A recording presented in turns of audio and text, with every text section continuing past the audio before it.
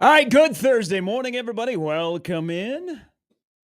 The countdown is on. 6 weeks from today, Or, 7 weeks from the NFL. well, that's Yes, do it with me. You know what I'm going to say. Say it I with me. don't do the new math, kids. 3 weeks away from being 3 weeks away. That's where we're at. Pete, are okay? you familiar with this new math from the youngins? It's a miracle if I do math at all in a day. I was teaching, boy math. Boy math. And girl math.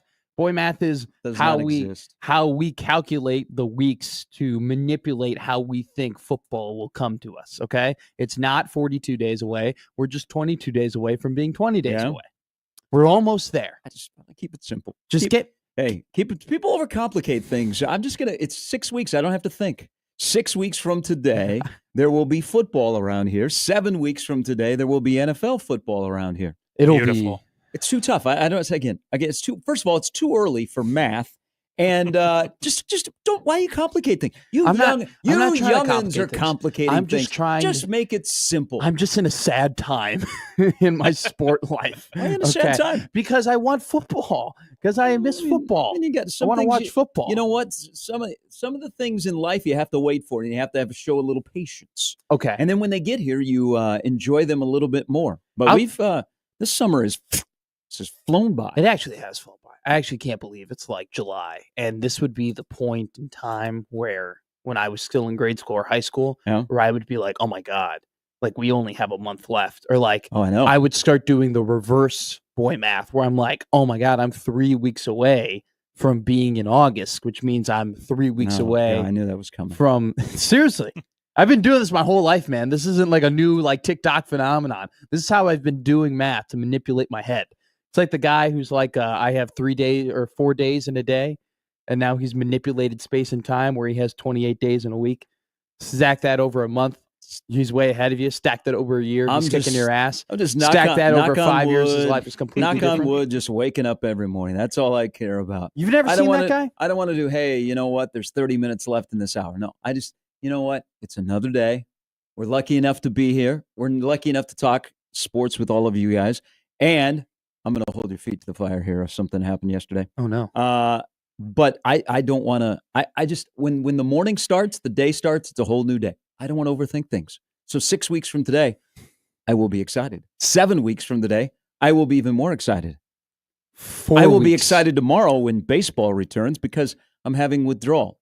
By the way, it comes back Cubs, Red Sox at Wrigley. Ooh. Hey, Have you check it. seen those tickets? Yeah, not a surprise. Middle of July after the well- All-Star break, you got two major brands. The Cubs are playing well. Well, the Sox are playing really well too. But I mean, That was right after 170. you tried to kill Alex Cora. Well, You I said did, Alex Cora, man, that guy. Is he going to be able to make it? And then he rattled off 10 in a row before the break. I really was trying to feed that to Jesse when we had him on for that interview. Yeah, I was wondering, what do you have against Alex Cora? You what hate do you Miami? mean? I mean, They I were- don't they were have play- They anything- were like playing well, and you're like, hey, I don't know if Alex Cora is going to make it to tomorrow. that wasn't true. Okay, they started a 3-game win streak that put them 2 games over 500, but it was still appropriate to ask Jesse the question: will he survive? Look, I don't know didn't the you guy had any personally. Red Sox hate. I kind of like it. Well, I don't have anything against like him personally as a human. I just don't. I just don't. hey, Warren Morris. Yes, it was great to see Alex Cora crying at They Rosenblatt. really do. Every time they play that Warren Morris highlight, Cora is the guy that they zoom in on every time. I don't have anything against him personally. It's just he has been a part of the 2 World Series winners in the last 25 years who have been marred or stained by some sort of cheating. So I don't have like the utmost respect for his morality when it comes to the rules. But, he's clearly proven that he's turned the ship around, especially after Devers has lost. So you know what? Credit to him, as long as they're not using Apple Watches right now. All right, my second favorite major to watch on television is going on right now. Whoa. It is great. Yeah. You prefer the Open over the U.S. Open? Yes. Really? This is back to the roots of golf.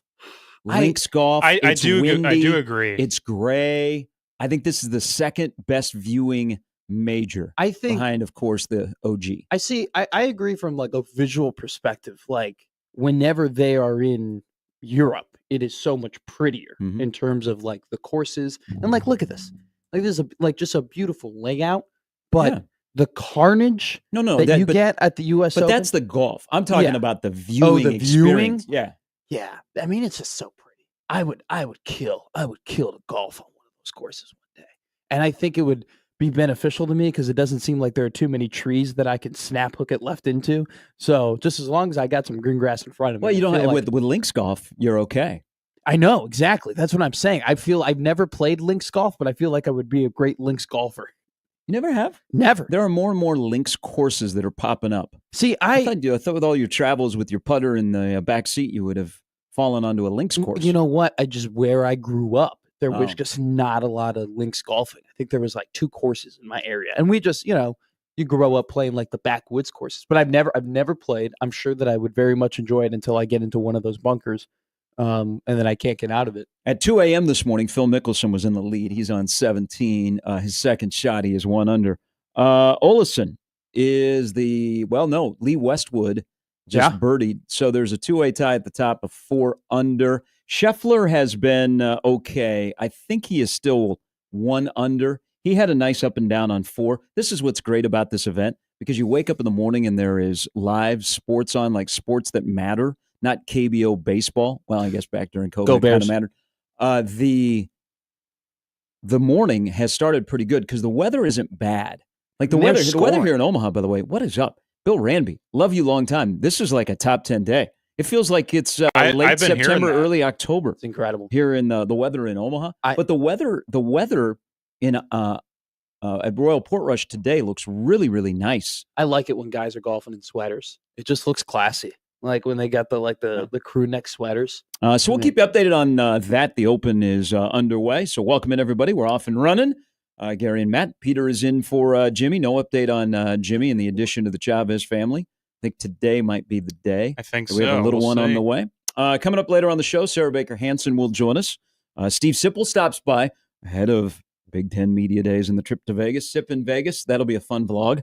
Also, Brian Edwards stops by. That's the lineup brought to you by the Rooferees at John Higgins Weather Guard. Sip should do a blog where he tries to find the perfect margarita in Vegas. I feel like that would get so much content, especially in July. Well, I don't know if he would be comfortable with the prices in some of the strip margarita places. Wouldn't that make it better though? Like, wouldn't the vlog be perfect if it's just him complaining about the margarita prices in Vegas? I got to think that Husker Online has a pretty good budget, Yeah, like an expense budget. I don't know, Sean. I mean, $17 for a mezcal. It's only 8 ounces too. That's my best attempt. I And, don't think it's a terrible sip. Well, then you run into a lot of them that are watered down. Yeah. Pay $20 for a margarita that comes in a shoe and it's watered down. And you're like, wow. Or there is just straight alcohol. Like a leather. And you're like, man, I'm not gonna make it to the MGM. Like, I'm here laying in the middle of Tropicana. how am I going to get to the MGM when I'm passed out in the middle of a Bellagio?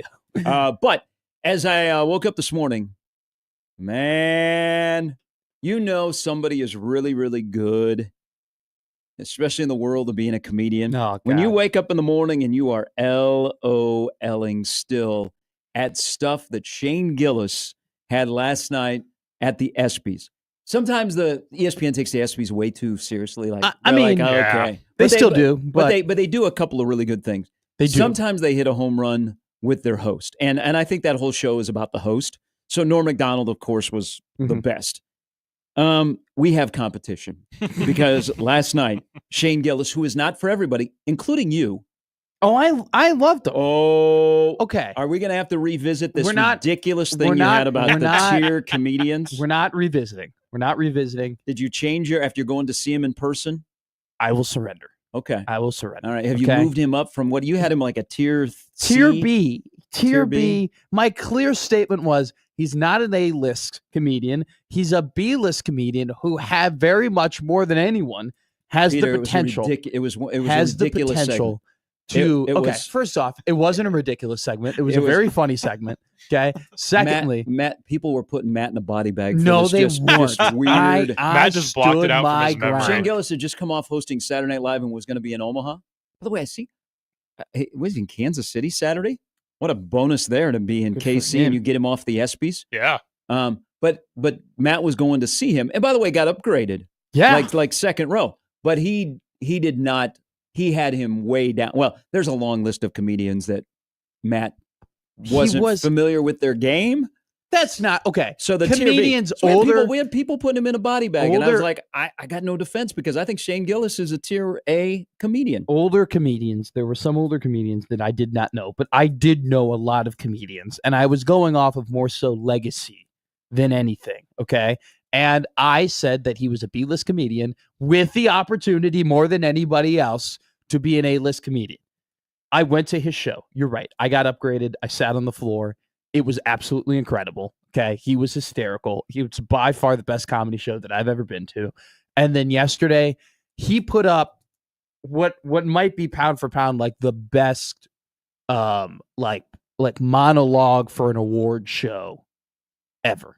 Like it was, there are multiple classics that he had from yesterday. So yeah, I surrender. The guy's incredible. Okay. He's an A-list comedian. He's absolutely insane. Thank you. I was wrong. Thank you. I was incorrect. Thank you. So he is not for everyone.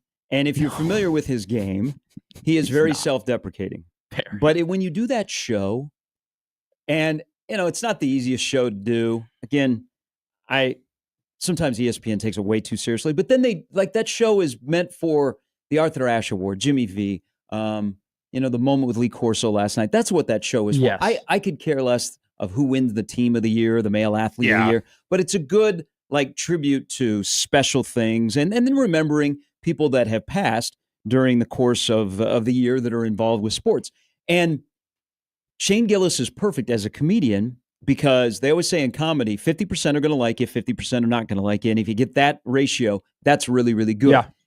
If you understand his kind of comedy, last night hit a home run. Because he hit all the things, like if you're going to do a sports show and you're going to be a comedian, and the audience is the most important thing. And I don't think the majority of the people that were there in LA are his typical audience. Not at all. So some of the jokes that you fire up the cockpit and you start to fly the plane, they're not going to land because that's not your audience. That's not your audience that's coming to the Chai to watch you in person.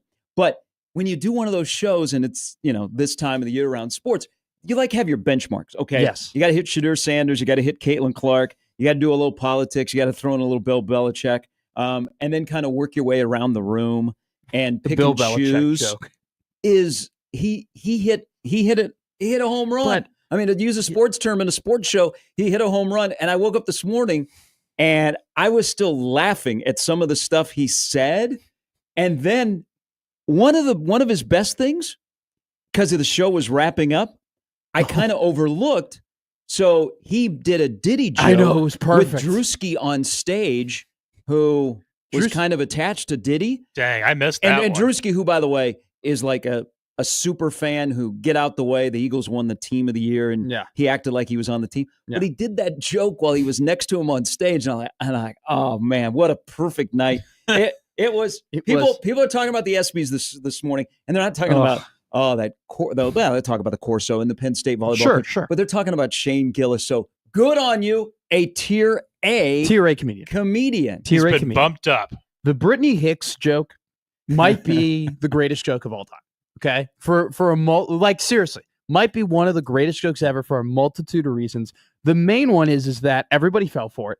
Everybody in that audience thought Brittany Hicks was a WNBA player. I'm pretty sure Diana Taurasi was clapping as well for honoring this 4-time WNBA All-Star. But then the perfect mix of what ESPN has been associated to, how big the WNBA is on the network, and then Gillis still trying to prove a point that people don't care about the WNBA as much as you want them to care, which is just a really funny leg to still stand on, especially amongst those people.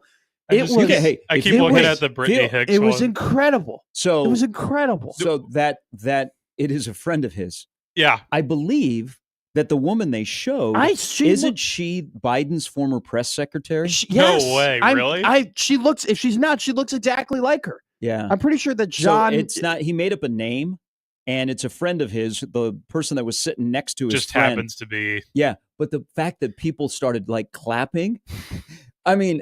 Even I was like, okay, I think I kind of know some of the names. And when he says 4-time, I'm like, okay, you should probably know this. Yeah. But then he sells it after the joke, and I was like, this is perfect. Well, I think he did such a great job too of the whole like hey, hey, I didn't write this one. I don't think this one's gonna work. Like the this is like a bad idea that he was like throwing in between jokes, like actually kind of helped him out. So he at his Omaha show, he would occasionally do these like, oh, I don't know about this one, and then he would get into the joke. That's his thing. Yeah. Again, if you're not familiar with his game, last night you were probably a little confused because that's his thing. He will say, I didn't write that one. Now, I have been told that in the ESPYs, we had somebody on from the Funny Bone like 2 years ago that was not a host, but we were talking comedy, and it was like shortly after the ESPYs. And they said there are some jokes that are written for you. So he said that last night, and I was like, oh, okay, that probably happened. But that's his thing. Like he's great because he's self-deprecating, and people go, oh, he's a big loof up there, and he's funny. And he was so funny last night. The Bill Belichick joke too, where he's just like he just called all of the wives ugly. He's like, I use the phrase, what, dog wife? Yeah, dog wife. If you won 6 Super Bowl rings, you wouldn't be sitting next to your dog wife. Oh, God. And then, that one probably get a little pushback this morning. Well, then also too, so like the Trump and the head of FIFA story that he told, there are definitely people within that audience that when you just mention Trump, they ought to like they're just not going to get a laugh out of them, or it's just going to become awkward like immediately. And he told that same story on the Dan Soder podcast, and it was such a good story on that podcast. But then he tried bringing it to the stage, and I think that fell like just like a little bit flat. But it's just like the Norm Macdonald tribute was incredible. I mean, he was just, and then the tush push segment was great as well. And then like when he did the Ayo to Nick Sirianni, which by the way, shout out Jordan Mailata. Great for what a great night for Mailata. He looked like $1 million yesterday, being the ambassador for football, essentially. So Shane Gillis is incredible. I don't know. Shane Gillis is a superstar. So the ESPN, I guess, is getting a little pushback this morning because they did not share on the majority of their channels, like his monologue. Oh, his YouTube channels, They didn't. So on TikTok, on ESPN's TikTok, they shared his whole monologue. But what is ESPN? Like, they knew what they were getting when they brought him on. They brought him on for a reason to host. What you're signing up for. ESPN makes some mistakes, but you research, enough about Shane Gillis because he's a tier A comedian that you know what you're getting. So there's no way that ESPN can go, oh, hey, we're sorry. They got exactly what they wanted because the morning after on another slow sports day outside of the Open starting, people are talking about the ESPYs and also the athletes. This is the other thing that gets me every time with the hosts, and the jokes they make is the other MVP of that night is the person that is directing. Oh my God. That when there is a joke about a particular athlete, whether it be that particular athlete or somebody that is associated with them, they immediately cut to them in the crowd. Like Freddie Freeman, who he got a lot of action. Freddie Freeman, people love Freddie Freeman. Yeah. He's got a thing on MLB Network, I think today. So Freddie, everybody loves Freddie. When he went into the Ohtani stuff, and they initially showed Freddie Freeman, and he knew he was on camera, and he was trying not to laugh, but how could you not? I think when they show athletes, like they showed Travis Hunter.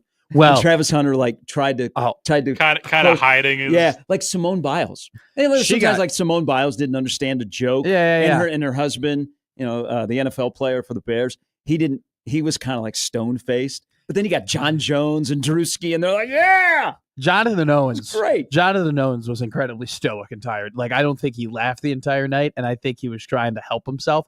But the greatest, I think, even better than all the cuts that you mentioned. So he made the Max Crosby Juneteenth joke, and did you see who they cut to? So he makes the June. Oh yeah, Max Crosby. He had a great Juneteenth, and then they cut to Terrell Owens, and I thought it was so funny that I don't know if they did it on purpose, but they made a joke within the cut that they go, "Hey, here's this white football player that is celebrating Juneteenth. Let us cut to a legendary black football player that we're going to put on camera." It was pure comedy. It was beautiful. It was beautiful. It was put together so well. He managed the whole like, let's not let the crowd get too uncomfortable, but I'm still going to still tell the jokes that I want to tell.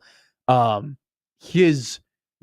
tell you this, when he was in Omaha, the apologizing that he had wasn't nearly as much, and the jokes were so much more vulgar in Omaha. But like you said, if you walk in, like if you get offended easily, right, you're not going to like Shane Gillis. You're not going to enjoy it. You're just going to be like, this is dumb. Why are we promoting these things? Why does this guy?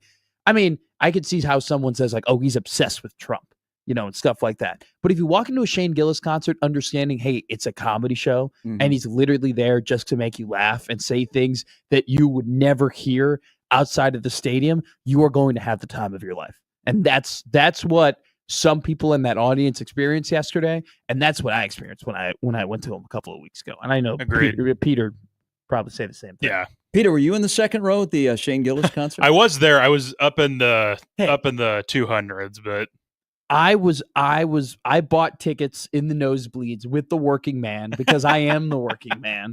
And then I, popped into a restaurant and they're like, hey, do you want to enter a raffle? And I won the raffle and I got upgraded. I was incredibly lucky. That's pretty sweet. And one of the greatest nights of my life. Yeah, it was a great time. And in the upper bowl, once you take the escalator up, I think like 5 minutes before Shane took the stage, they had to make a mass announcement that beer was sold out up there. Oh my God. So everyone just starts going down the escalator and it just creates this huge log jam. It was a night, but it was very fun. The beer was flowing. There wasn't a point indeed. where that. Do we think this is because you can't cancel Shane Gillis? Do we think that he is a one-timer at the ESPYs? Yeah. I think it would be perfect to just do it the last night and then never come back. Never come back. I totally agree. Just leave it there. One night only. This worked like because I think his style of jokes, like, they don't work every year, and it's hard to come up with new material every year that can like blur the line of being funny but also quasi offensive. And so like I don't doubt his ability to continue to make jokes, but at the same time, like, I could see how people like are just like, this isn't funny as much as it is just weird and annoying. At least some group of people who enter there with, the wrong mindset. But to me, the next best host after Shane Gillis and Norm Macdonald still has the funniest moment where when Drake hosted, I think it was back in 2013. Do you remember when he sang his parody Side Pieces? Was Kevin Hart involved? No, he was not. Yes, I don't. But it was he sung a song basically about the side pieces and the travel wives, if you will, of athletes and players and stuff like that. And what if that's on YouTube? It's still on YouTube. Oh, okay. And how like athletes, are known for like kind of cheating on their wives on the road. He sang a full 3.5 minute song about it, and it got so awkward in the arena. It was crazy. People watch the ESPYs. Yeah. So by the way, I thought ESPYs. That was an incredible call by you because I thought that Brittany Hicks looked incredibly familiar. Yeah, Kyle. It's Jean-Pierre. Yeah. That's insane. I mean, she was one of those famous people on the planet for like a good 6 months because of all the press conferences that she had to have. And now she's involved with probably one of the best jokes ever. It's Jean-Pierre. That's wild. No, I said it looked like her. Is it? Okay. No, Kyle said not? Kyle said on Twitter, it's Shane's podcast partner's wife. Okay. She looks exactly like like the first. Exactly. If you don't know who his podcast partner's wife is. Sure. The first look is like, oh, she looks very familiar. She is. Yes, that is not her. Okay. She does, but I kept looking at her. They didn't show her very long. No. Well, it was incredible. It was incredible. He did a great job. And then the entirety of the ESPYs was pretty good too. I don't remember much about the ESPYs. I remember Corso. Corso was good. The Penn State volleyball coach. Yeah. And then the 2 firefighters. And then Drewski being on stage celebrating with the Eagles at the end. Oscar Robertson? Oscar Robertson was good. Thank you. That was a great one. Yeah. He's guy, if you ever have a chance to interview him or meet him, what a wonderful gentleman. Other than that, like when Ovechkin won an award, and then Stafford couldn't read the teleprompter, went out. Anthony Ramos looked great. You got athletes trying to read a teleprompter. Busta Rhymes. Yeah, he did sing. That's Busta Rhymes. Look at me now. He still got it. I mean, it was, and he wasn't lip syncing that thing at all. But all the other kind of in between acts weren't necessarily the best. I like the guys that they clipsed. I think they were pretty good. But then Jello, Jello looked like he didn't want to be there. And also Jello, I think, hasn't released another song since Swerve been that corner. Whoa, But it was. What do you think of Drewski? Do you like Drewski? That's his thing. He's like he puts himself in the middle of everything. He's okay. I mean, I'm not you know what? Triggered by him. But man, he got diddied last night on stage at the end. That joke was perfect too, because he knew he was done, so he didn't have to apologize for it or be like, hey, I don't want to. I didn't write this one. It looked like he kind of went off the cuff a little bit, where he's just like, all of you ruined after parties. I'm not like Gary said, I'm not like, I'm not like, Drewski, like, oh God. But like, I do, that was a good way to put it, that he kind of just puts himself in the middle of everying. And to the point where I thought he was playing for the Eagles last night when he announced. Well, to the point where I'm like, it's Drewski again. First of all, what a dumbass. He's involved. He forgot the card. Like, come on, man. But that's Drewski.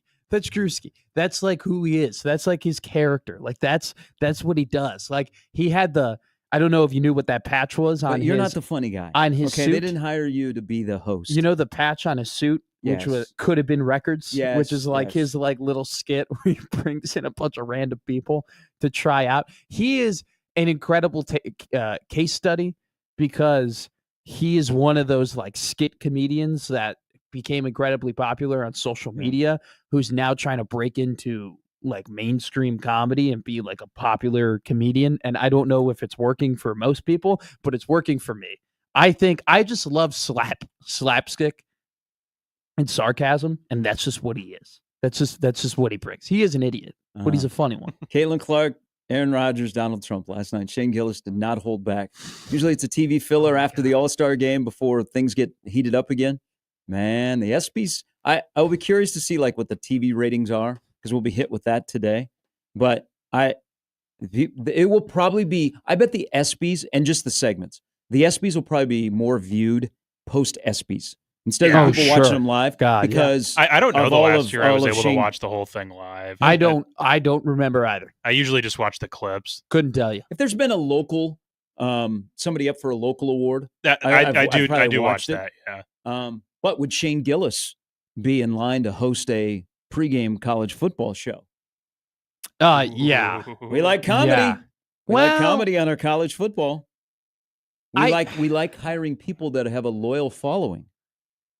I don't know. I think he's too comedian. Like I think that Pat McAfee does do a good job of being both the comedian and like being like, hey, sports media, and we're talking about sports and we're fully in it. Where Shane definitely is a full-time comedian that enjoys watching football. Like, I could take maybe Shane Gillis 2 or 3 times in a season. I think at the end of the season, I would get very annoyed by him. Probably a safe bet we'll see him a couple times, because he's a Notre Dame guy, so there'll probably be a game of theirs. Yeah, a couple of times for sure that you'll see him. He'll be around. He'll be wearing that varsity Letterman jacket. Even though one he of never the best moments with him cracking on Saban. But the best part is that I don't think Saban likes him. Like, I think actually, like, Saban kind of took offense to it. Like, if Saban was like, oh, ha ha, buddy, like, about it, like, I don't think it would be as memorable. Like, I really don't think Nick Saban likes the guy. All right, we're off and running. Gary and Matt. Alabama Jones. Peter is in for Jimmy. Sarah Baker Hansen coming up in about 90 minutes. Steve Sipple, Brian Edwards. The Open going on. Olesen is one shot lead. He's done. He shot a 67 today. Lee, Westwood, Jordan are a shot back. Scheffler should be on that page. He is 2 under. Yeah. But the weather's not bad. Not bad at the Open on the opening day. Rory is Rory gone out yet? I will look right now. All right. My guy, Shane Lowry. Lowry and Rahm. Let's go.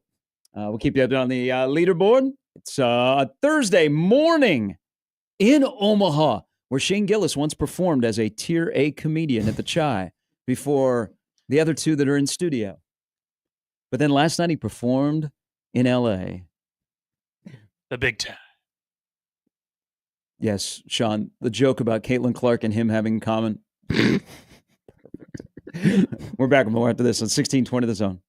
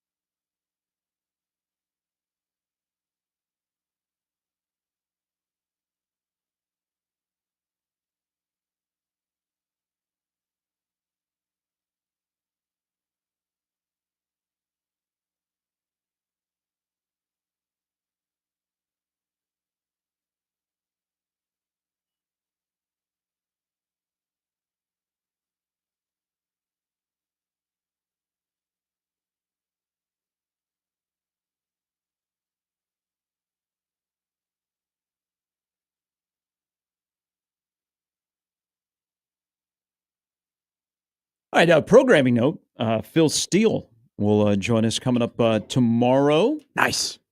With his thoughts on Nebraska and many other things. So hopefully you enjoyed our discussion with Brett Ciancia yesterday. We'll have Phil Steele tomorrow.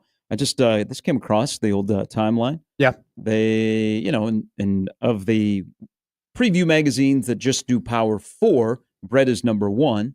He doesn't do any other schools outside of the Power 4. The most accurate preseason magazines in terms of their predictions that go right. CFB Focus. Never heard of that. No. Phil Steele's second. College Football Network, and that Pete Futak's organization. And then Pick 6 Previews. ESPN FPI is last of the 16 that are ranked. But here's, because this is the propaganda machine that's been going on in Atlanta about toughest schedules. FPI heavily factors in recruiting in any model of the teams that they have out there. So there is no room for like culture, teamwork, retention, those kind of things that the Big Ten has a tendency to be a little bit better than the SEC. So I'm seeing that a lot of the toughest schedule in FBS is like all SEC teams. Okay, that's off FPI. Well, you and I have had this convo of where I just think the preseason poll is so asinine in a way and how it influences how we view college football throughout so much of the season, because it takes in way too much into account how much, quote unquote talent that you have on your roster, when we are in an era that the last couple of years has proved more than any that just because you have a bunch of 5-stars and you have a bunch of guys at 24/7 and on three thinks are going to be incredible college football players does not mean that you're going to end up winning a lot of games. Are we in an era where college football is dictated by Pat McAfee versus Dave Portnoy? Maybe. TV ratings, maybe. Interest in your preseason show. Yes, absolutely. So I was thinking when this was Front Office Sports first put it out there yesterday, it was a trial balloon floated by Fox to see what the reaction would be. Fox basically gutted a majority of their talking head television shows a couple of days ago, and they are in talks to replace them with quite a few of the Barstool guys on FS1. You know what I would do if I wonder if FS1 would think this is a good show. A morning show that just shows sports highlights. No commentary, just does highlights. Does scores, goes from league to league, shows an abundance of highlights, has 4 breaks. I wonder if FS1 would be interested in a show like that, because I have watched and I think I would watch again. But I think when they put that out there and it was Front Office Sports, I was like, ooh, this feels like a trial balloon to see what the reaction is about Dave Portnoy joining Big Nude Kickoff. Because Barstool is going to be aligned with Fox in their television sports side. Then Marchand backed it up and said this is going to happen. I'm like, this is for real. It's actually, and again, McAfee's not for everyone. Portnoy is not for everyone, but that's okay. That's fine. People talk about them. They draw a reaction. That's the whole key. If we didn't draw a reaction, we wouldn't be here, good or bad. What about Shane Gillis? Did I say 50-50? 50% of people are going to like you, right. 50% are not going to like you. And if you got that, hey, you're cooking with peanut oil. But the one thing why I think this is a very interesting move for Fox, because now we dig in and it's game day against Big Nude Show, is they both have a loyal audience. So like McAfee's audience is super loyal. They followed him everywhere. They followed him when he went to ESPN. They follow him to game day. And probably there's quite a few of his audience. They don't watch game day. Mm-hmm. Then you know what? The Barstool audience is extremely loyal. And wherever Dave goes, El Presidente, they're going to follow. So it's actually... It makes a lot of sense. It's a really, really smart, savvy financial move, for Fox. It's just, I don't know how he would work being on a college football show. So this makes a ton of sense. With the guys that they have currently on there. Yes.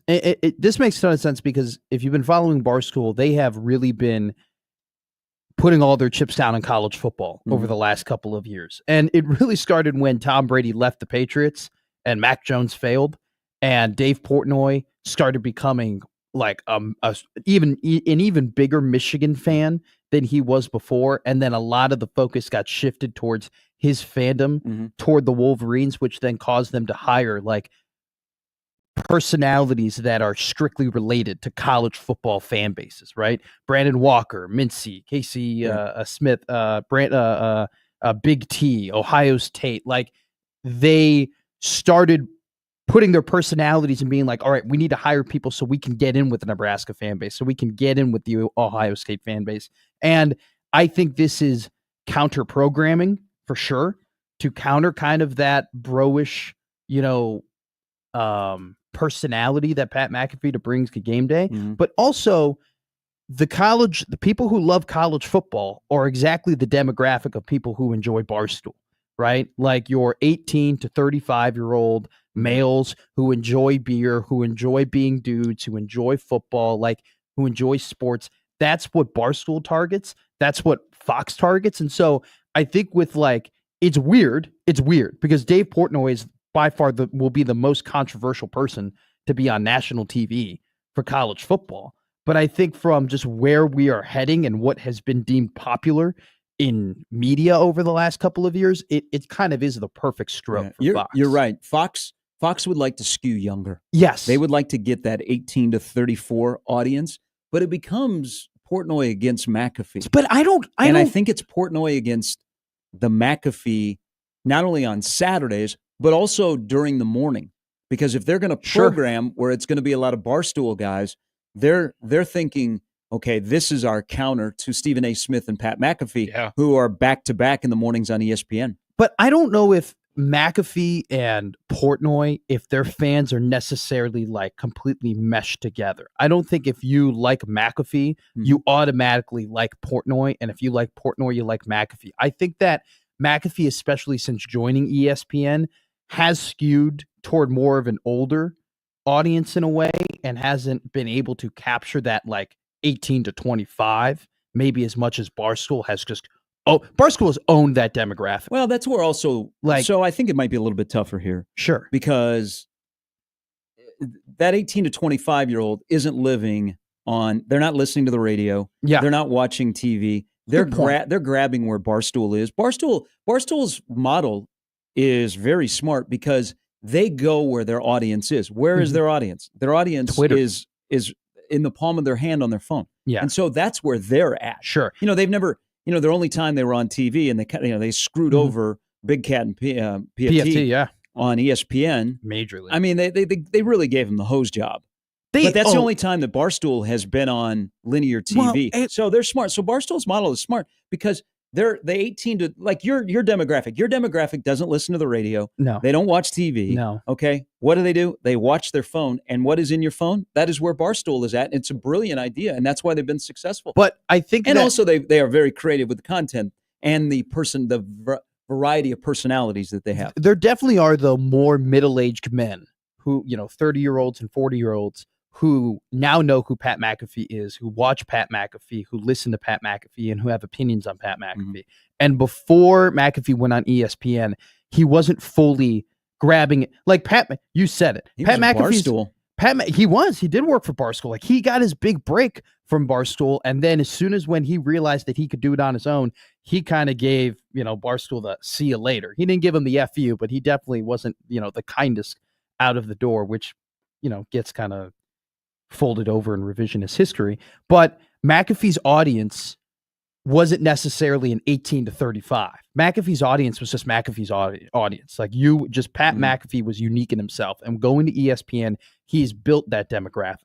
I think Fox's angle from this is we need more 18 to 25-year-olds who are willing to sit down on their couch and watch the TV. And Barstool and Dave Portnoy is a way to do that. And or do you think they need a counter? All of that, we're in agreement on the demo that they're chasing. Yeah. Because that's what Fox should. Fox should chase the younger demo, and they've kind of tried to do that. But isn't this? I think ESPN hired Saban. Saban's better than Urban Meyer. I don't think Urban Meyer has been as good in his second go around on television like he was on the first. I think also what happened in Jacksonville, people look at Urban Meyer different. Now, he's in more avenues and more podcasts and stuff, but on Saturdays, I don't think his opinions are as good as they were, where ESPN hired Saban to counter-program Urban Meyer. Saban is the best thing that's happened to Game Day in a long time. So then McAfee was already there. Yeah. Isn't Fox going, okay, we need our McAfee? So we're going to hire a guy that has not played sports, but loves sports, loves one particular team in the Big Ten. Isn't that their counter-programming to McAfee? See, I think it's counter-programming to McAfee, but I think what's so unique about it is that Dave Portnoy and Pat McAfee are very different people in terms of just their tone, how they come off. I think that McAfee is, can be controversial and says things that other people aren't willing to say. But he still also pulls back at times and definitely puts on the broadcaster hat and puts on the, hey, we got to honor these players and honor these teams and whatnot. I don't think Dave Portnoy will do that. Dave Portnoy is just always going to be very candid and very blunt and just very himself. And I think that brings a different audience. But McAfee, at least on, like, if I'm working with McAfee, at least he has some credibility because he's played professional football. He's played college football. Exactly. He may not know everything, but like if you're Leinart and you're Urban Meyer and you're sitting there on the set, you're Charles Woodson, you're sitting on the set and you're like, okay, we're bringing a guy who, let's be honest, he's a fan. He's a fan. He's a fan. He's a fan. Has got a large following, and he would is like a kind of smart move by Fox to add him. He would admit that he's a fan too, and that's what the Barstool experience has been. It's been about being authentic. It's been about putting people in front of a camera that you can look at them and be like, oh, I'm that guy. I also sweat WNBA bets, and I'm also screaming at my television, and I'm also like getting belligerently drunk during these games because that's what I do. He is very much in that form. Like, I don't know, like how many like Phil Steele magazines and Pick Six previews and everything like that Dave Portnoy is reading, and how much of it, like how much he knows about like the inner workings of the SEC and the ACC. But like he's so entertaining, and they also too he brings in gambling element, like a true hit him in your face gambling element that not even McAfee can bring. Because didn't Fox steal the Bear for that? Yeah, but there's the Bear making picks and being like, hey, this is what I like if you're trying to make money. And then there's what Dave Portnoy does. And Dave is. I don't think the Bear has the bankroll that Portnoy has. No, not at all. And Bear, like, I don't know if Dave Portnoy is looking at the FPI and he's looking at like he's watching the games. He falls in love with players. He falls in love with teams. He has coaches that he likes. He has coaches that he dislikes. He's got teams that he rolls with in terms of betting. Like, he bets more regular than these experts. He bets. He's an everyday man, and that's what it's been. Well, I think I think TV's going to find out though. Do we still want betting? Do we still want to be hit in the head with all of these people talking about gambling?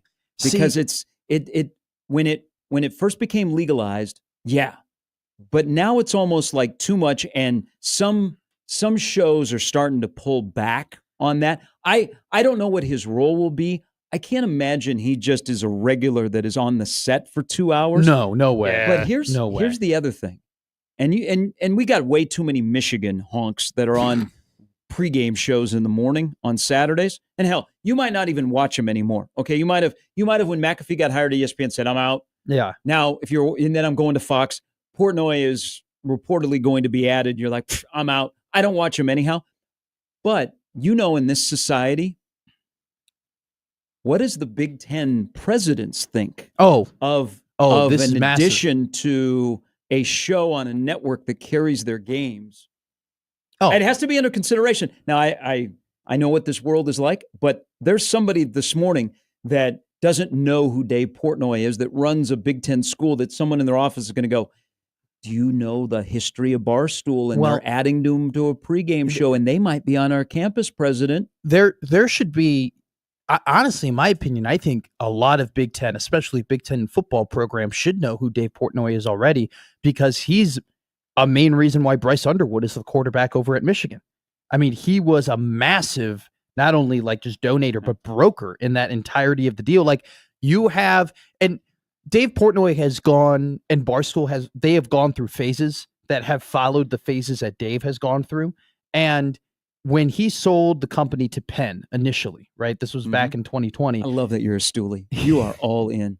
I've been following them since like 2015. You won an award. I've won. I've listened to part of my. They put out some great stuff. There was a moment where I was a full blown like I love Barstool. I was taking in all the content.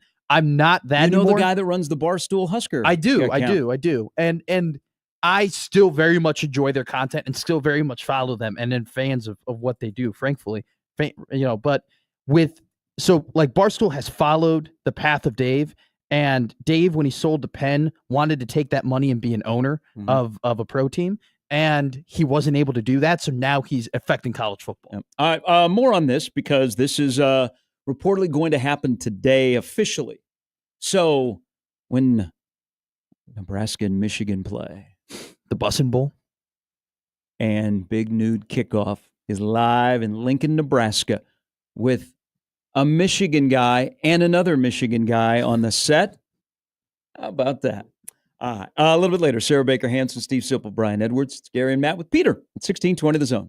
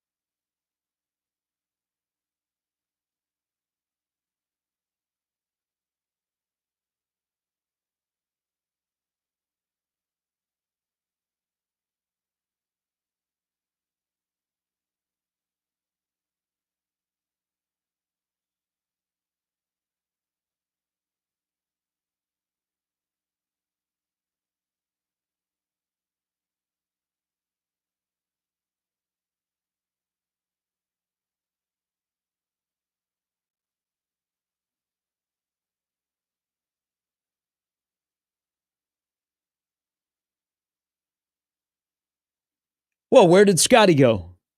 I know he's having a midlife crisis. They showed him just. It was a little like a lot of people said that video. I'm glad you and I are on the same page because a lot of people said that video was very like inspiring and really powerful. And I understand where they're coming from that. But I also was kind of just really concerned for him when he was just talking about that because I'm like, that's got to be really like hard to deal with, like that reality that like everything that I work for really just lasts 3 minutes and then it just like doesn't matter anymore. Like that sucks. Like immediate, like to have a euphoric feeling that you put so much time into and you're now realizing like, is it really worth it? He was real. I mean, he's very relatable. But so we've got the Open on in the studio and he hit a shot. It looked like he was walking off the course because he's on, I think, 9. And then they went to break. Like, where did Scotty go? But the thing with what he said in his press availability prior to the start of the Open, he just basically opened up the door to what it's like living life as somebody that is at the top of that sport where it is extremely stressful. You also have a chance to win 2 majors in a year if you are able to win the Open this weekend. I thought it was really good because it also reminded people, because sometimes as fans we care. I think sometimes we care more than athletes. Oh yeah. And it hit me when we take losses sometimes more than the athletes do because they know they've got to move on to the next one, especially if like you're in baseball, you're going to play the next day. Yeah. Or in football, you can't sit and wallow. You got to move on to the next one. Whereas fans, we'll let it sting for a long time, and it may sting for years and years and years. But I'm okay if an athlete doesn't love their sport, but they love the competition, and the competition drives them. Because I think there are plenty of young men and women, older men and women in sports who are so gifted that they are in their sport because that's what they're supposed to do, and they don't necessarily like it. Yes. Like, does Scotty Scheffler watch golf all the time? Or does he just play golf because he's really good at it? And you know what? He doesn't want it to define his life, even though it does, but he's a competitor, and the competition of golf drives him to get up every day and go out there and try and be the best. It does, especially when we're doing this whole, we're specializing in sports so quickly, like as a youth, that by 11 and 12, like the expectation is that you are now playing one sport and that's the sport that you're playing. Like the lack of variety in life and how that can lead to despair is a thing. Like that's why you have hobbies. Like that's why you do other things outside of like your work, because you just eventually, if you're doing the same thing over and over and over again, like you're going to drive yourself insane. And it's whether or not you can wake up every day and continue to do that thing, which is really like it shows resiliency and it shows like the want to be great. But I think that's more of a problem we fall into because we talk about all the time with Vers, like the fact that immediately at like 13, if you're like a gifted baseball player, if you're a gifted tennis player, it's like, hey, this is your sport now. This is all you're going to do. And when you do that for years and years and years, I can see how it can kind of lead you to the edge of like, why am I still doing this? Which is like the greatest. I mean, Scotty Scheffler is one of the greatest athletes in the world right now. By the way, he's back. Okay. He might have had to go to the bathroom. No, seriously. I went on Twitter. When he got done with 9, I think he was headed to the bathroom, and the cameras realized that the last second, and they're like, okay, let's go to break. I love how I now pack Cliff Bars on the golf course now because I want to feel like a pro, you know, because you always see them like eating like the granola bars and stuff, like when they're like walking and things. I'm like, I kind of want to be walking to my ball into the middle of the woods, eating like a vanilla Cliff Bar, you know, keeping myself fueled and ready to go. This is, again, my second favorite major to watch from the viewing experience, and the experience where I would be very disappointed if people, and Shane Lowry is different to begin with, if everybody was wearing short sleeves and they were wearing shorts and they did not have their umbrellas out this morning, if the weather was like perfect for 4 days. But the weather is actually not bad. Yeah. It doesn't look as windy as normally it is at the Open, they look, it is like spitting rain. They are wearing the April Midwest outfits right now with the khaki pants and like the long sweaters and the quarter zips and that looked like a Barstool logo on Rahm's quarter zip for a second. I just think that it's like I love the uniqueness of all of these like golf majors, and this is the one where it's just like you get back to golf, like oh, so we got you. That's why the viewing experience. No, I know, because it's I like, still prefer the Open. This is the ode to golf, like links courses. The weather is in play. That it's the old feel of golf. And for anybody that's ever taken a trip over to Ireland or Scotland and have had a chance to go to some of these historic courses where the Open shows up on, I mean, that's what the feel is. You're like, okay, this is where golf was invented. I still prefer the carnage, though, of the U.S. Open. I still prefer guys going into the rough and like having to take 4 swings to get out. I don't think necessarily the U.S. Open is a great visual if you're just having on the background. Well, for visually, there's nothing like this is. But what you're saying about the type of golf that is needed you need to win there? Yeah. Yes. I mean, this is the visual that in the background, in the pro shop where you're walking by, you're like, oh, man, look at that. This. Look at this visual of just about 14 dudes right now. So Koepka is in the Thornberry? I believe so. I mean, he should be pretty used to finding his balls out of these areas, considering the type of season that he's been having. All right, coming up in less than an hour, Sarah Baker Hansen will join us. Shout out this morning. So the winner of yesterday, by far, it has not happened in 14 years. And it happened in Fargo. No, Omaha men's basketball did not go back to North Dakota State and win. It had not been 14 years, by the way, since they won when they won back in January. Shout out Lance Waddles. Cade Ziola, yesterday in Fargo, became the first Nebraskan to win the Junior National Freestyle Championship since 2011. You guys know who won it in 2011? He had a nice little career. Also in Omaha. I do not know who won in 2011. Peter? He did not wrestle. He left here. Kamaru Usman. Trader. Oh gosh, not an actual guy. Thomas Gilman. I thought I had an idea, and then Thomas Gilman. Once he said he left, I wasn't sure. Thomas Gilman, who had an incredible high school career at Scott, and then went to be a bumblebee. And he's had a nice little wrestling life. But Cade last night in Fargo, and Cade is killing it. He's headed to Nebraska. Won the Junior National Freestyle Championship. So shout out to him. That is an incredible honor, and he has had an incredible career. And now we are off to college, and we cannot wait to see what he's going to do at Nebraska. So the Ziolas are, by the way, taking over Nebraska. You'll have it on the baseball field, on the wrestling mat, but that's a hell of an accomplishment. I mean, that is an unbelievable, because I think Mike Sauter goes up there every year and covers this. I think he told me that every weight class has 128 wrestlers in it. That is crazy. Mm-hmm. Well, so Fargo, we had a couple of kids in my high school who every single year they would go to Fargo. And I remember like we would do a whole like send off for them and like, congratulate them and like follow them in their journey, because it's like such a massive deal to not only just win, but like be named an All-American and whatnot. That's cool. You guys, so they must have been like big, because you'd have to get together in the summer. So we had one guy who went, and he was in the 104 class, or in the lowest division, and he set history because he lost to Sage Mortimer, who is that sounds like a cartoon character. She's a female, and she was the first ever female to become to win an All-American award at the male level. And she beat him in order to become an All-American. Peter, do you have a follow-up to Matt here walking a fine line of trying to describe this person? I've got nothing.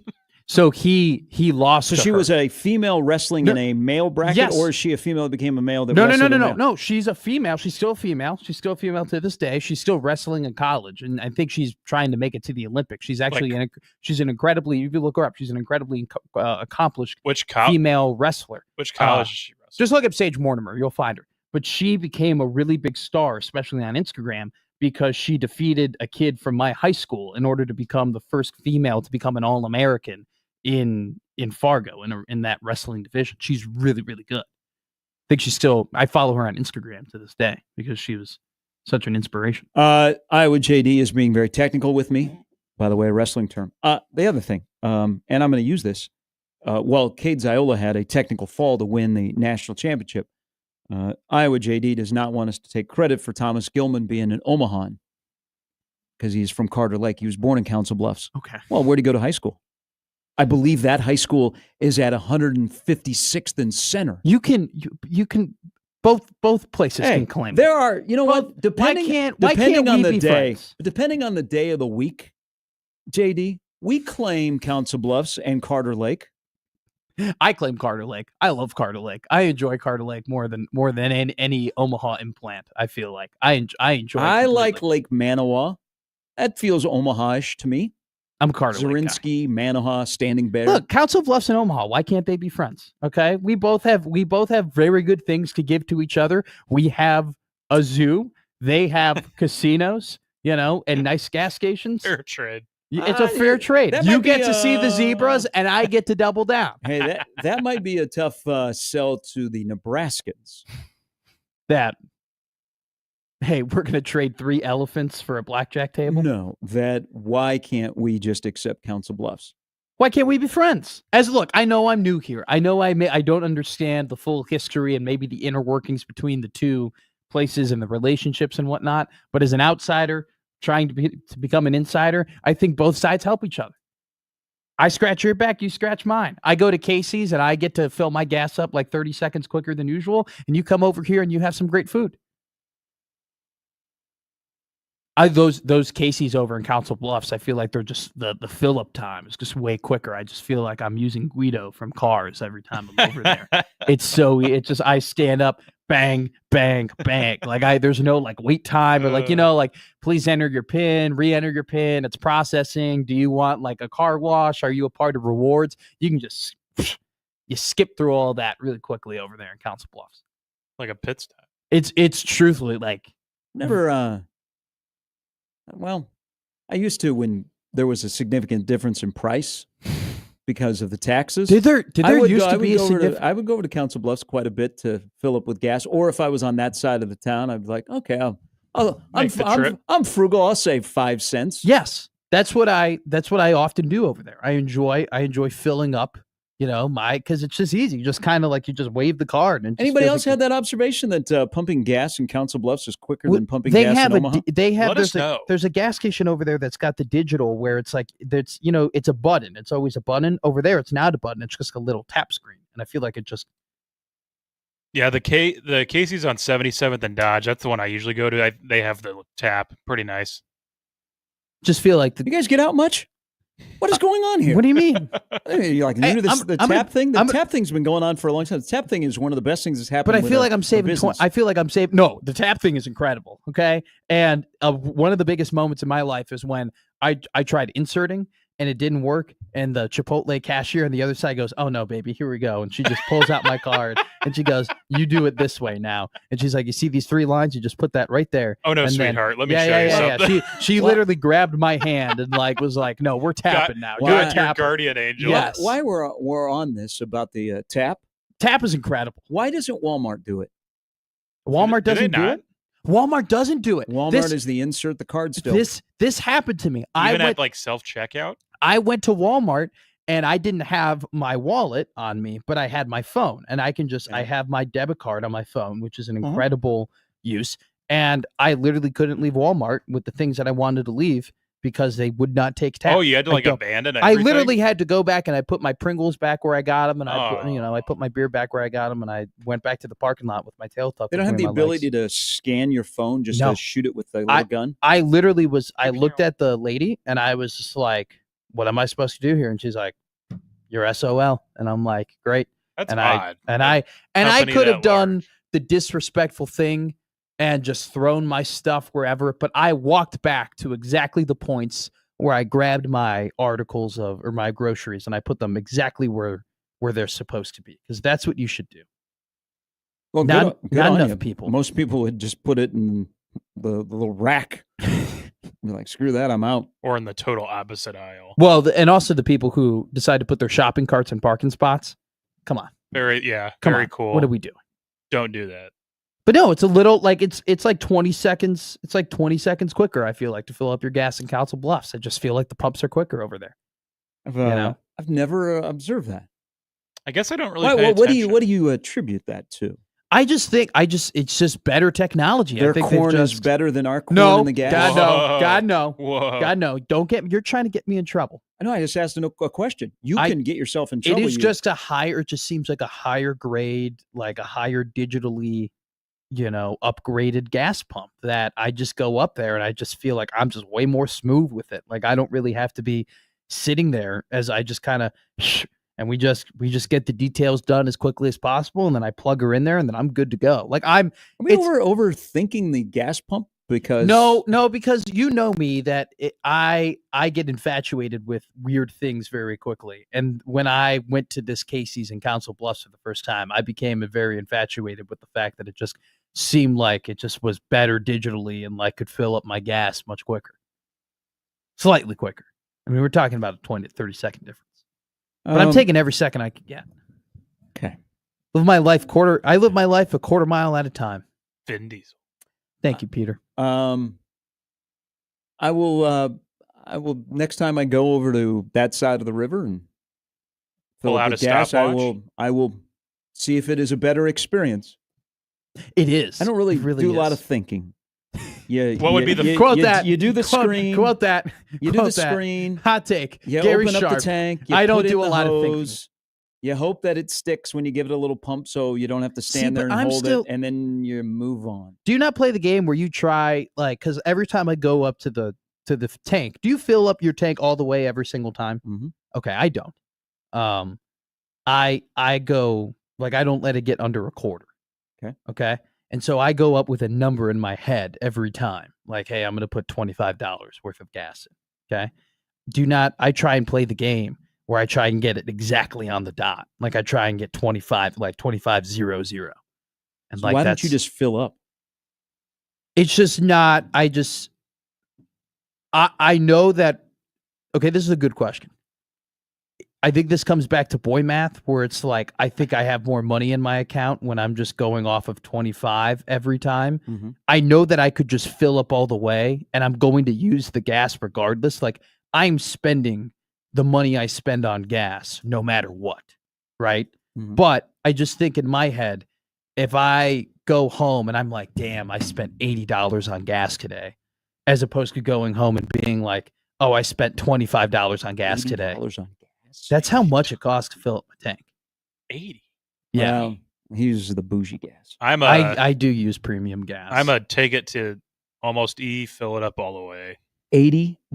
How big is the tank in your car? 21 gallons.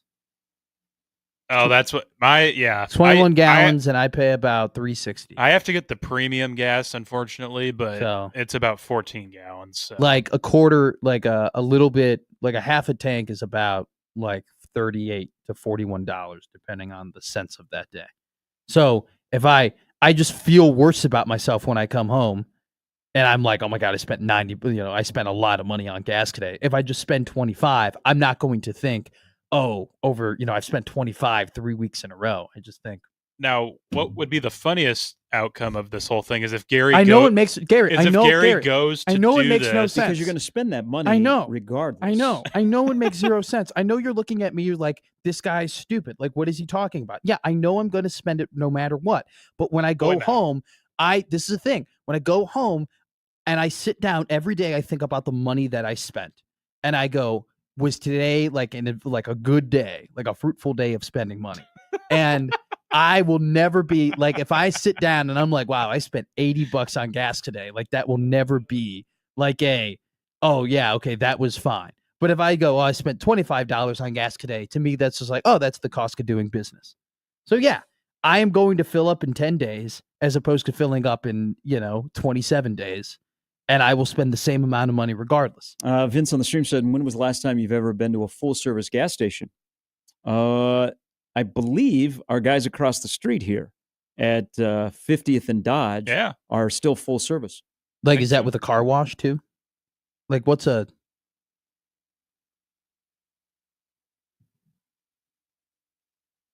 So I don't think Matt knows the full service. All right. Sarah Baker Hanson's coming up at 8.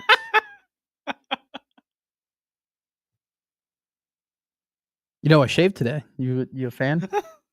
No, because I like the beard. Thanks, man. No, I did. I didn't like the beard. It was getting too like poofy on the bottom, and I tried trimming it yesterday. Okay, went terribly wrong. And then I didn't take a picture of it, but I tried a mustache. Yeah, and I tried a mustache I got a little scruff, so I tried the mustache with a little scruff, and I FaceTime one of my dear friends, and she goes, "No, God, no, absolutely not." And I was like, I don't know, I kind of like it. She was like, "You will never get a girlfriend looking like that." So we didn't. Would you like, for one episode, for one time, at one point, I will come in with a mustache and you can make fun of me about it. I'll do it for content. Once a year. What? No, I'll do it because it's, Gary, it's disgusting. It's disgusting. But I know that you would love it. And I know that you would laugh at actually, it. might really good. And like, that's what I think. I feel like I would look good with a mustache. Not listen to females, Matt. That's getting you in trouble. Yes. So across the street here at Buchanan's, they're still full service. Oregon is no longer, like, you couldn't pump your gas in Oregon. What was it, Oregon and New Jersey? Yeah, New Jersey is the only state now where it's illegal to pump your own gas. The last one standing. I'm sure there are probably a couple of other full service stations here in Omaha, but that one I know across the street here. Okay. Information hour on the show. Whoa. It's illegal to pump your own gas in New Jersey? Mm-hmm. Yeah, it's a whole other since 1949. See, I've heard of people say that you never tip the person who pumps your gas at New Jersey. Like, that's a wasted tip. But I didn't know it was illegal. Why is that dangerous? I don't know the full extent of it. I think there were some safety involved, and then there's jobs. Yeah. That's a big reason. But yeah, New Jersey is alone. Oregon wasn't too long ago. What was it? Maybe a couple of years ago that they had the ban. If you've ever been, and Oregon's a very beautiful state, that you could not pump your own gas. I think it's been a couple of years that they passed it, where now you can choose. I think the law in Oregon is you can choose some pumps for self-service and some for full service instead of the whole line of pumps. Can you imagine having a Buc-ee's in New Jersey? Maybe I inspired this gas talk with my Buc-ee's outfit today. That's true. I've got the shirt and the hat. What time's your shift start? I'm going to drive down to Florida. Wait, here you got both the hat and the shirt on? Oh, when I went for the first time a few months ago in Florida, I had the time of my life, and I bought way too much merchandise. Is it that good? Oh, it was. Does it really reach the hype? Because everybody and their mother talks about it's the greatest thing since sliced bread. Yes. It really lived up to that. Is there a Buc-ee's on the way to Kansas City? There's one in Missouri, but it's not on the way to Kansas City. They're actively building the first KC location.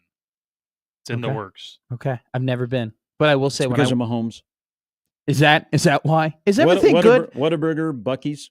Is everything that good that happens in Kansas City just because of your quarterback? Is that what we're kind of rolling with? That's what we do. Like, why isn't there a varsity opened up in Lincoln? Dylan's here. He's a Georgia guy.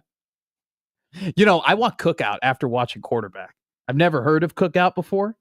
I told you about Cookout. It's great. Oh yeah, you can get whatever you want at Cookout. Well, so but you got to be. I've only been to the couple in North Carolina. Kirk Cousins went to one in South Carolina. He went to went to Cookout once and got a bunch of burgers, and then he went to a Cookout the other time and they were eating a bunch of pizzas. Yeah, and they have shakes. It's incredible. It's basically every fast food you could think of under one roof. I do want a Roy Rogers now too. After watching that one episode of Quarterback. No, you don't. Was that not a great episode? The boys just drinking Roy Rogers. Roy Rogers. No, you don't like Grenadine? No. All right. Steve Sipple's going to stop by a little bit later because it's starting to get really, really loud around Nebraska football. Like loud, really loud. And not the 90,000 that'll be there 7 weeks from Saturday.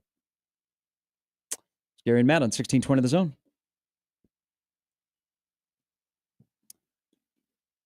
All right, storms have rolled through the area the last couple of days, and if your roof, your siding, or your gutters have taken a beating, there's only one place to go to have it looked at, and that is Moose Roofing, local for nearly 30 years, before the storm, during the storm, after the storm. Omaha Roofing Company focused on systems serving people, everything that you can imagine from residential to commercial roof repair and service, especially storm damage restoration. If you're out in your front yard, storms have rolled through the last couple of days and you're like, "Oh, that shingle is not there. That should not be exposed." Moose Roofing is the place to go to schedule an inspection today. Go to their website, mooseroofing.com. They will come out. They'll sit down with you. They'll get to know you, what your needs are. Then they'll get on the roof and they'll go to work. They'll take pictures. They'll take video. They'll share the process with you. Then they will share with your insurance company on what the plan is to get the job done. From start to finish, they are the MVPs of roofing, protecting your most valuable asset, your home. It is Moose Roofing. For more information and to schedule that inspection today, go to the website, mooseroofing.com.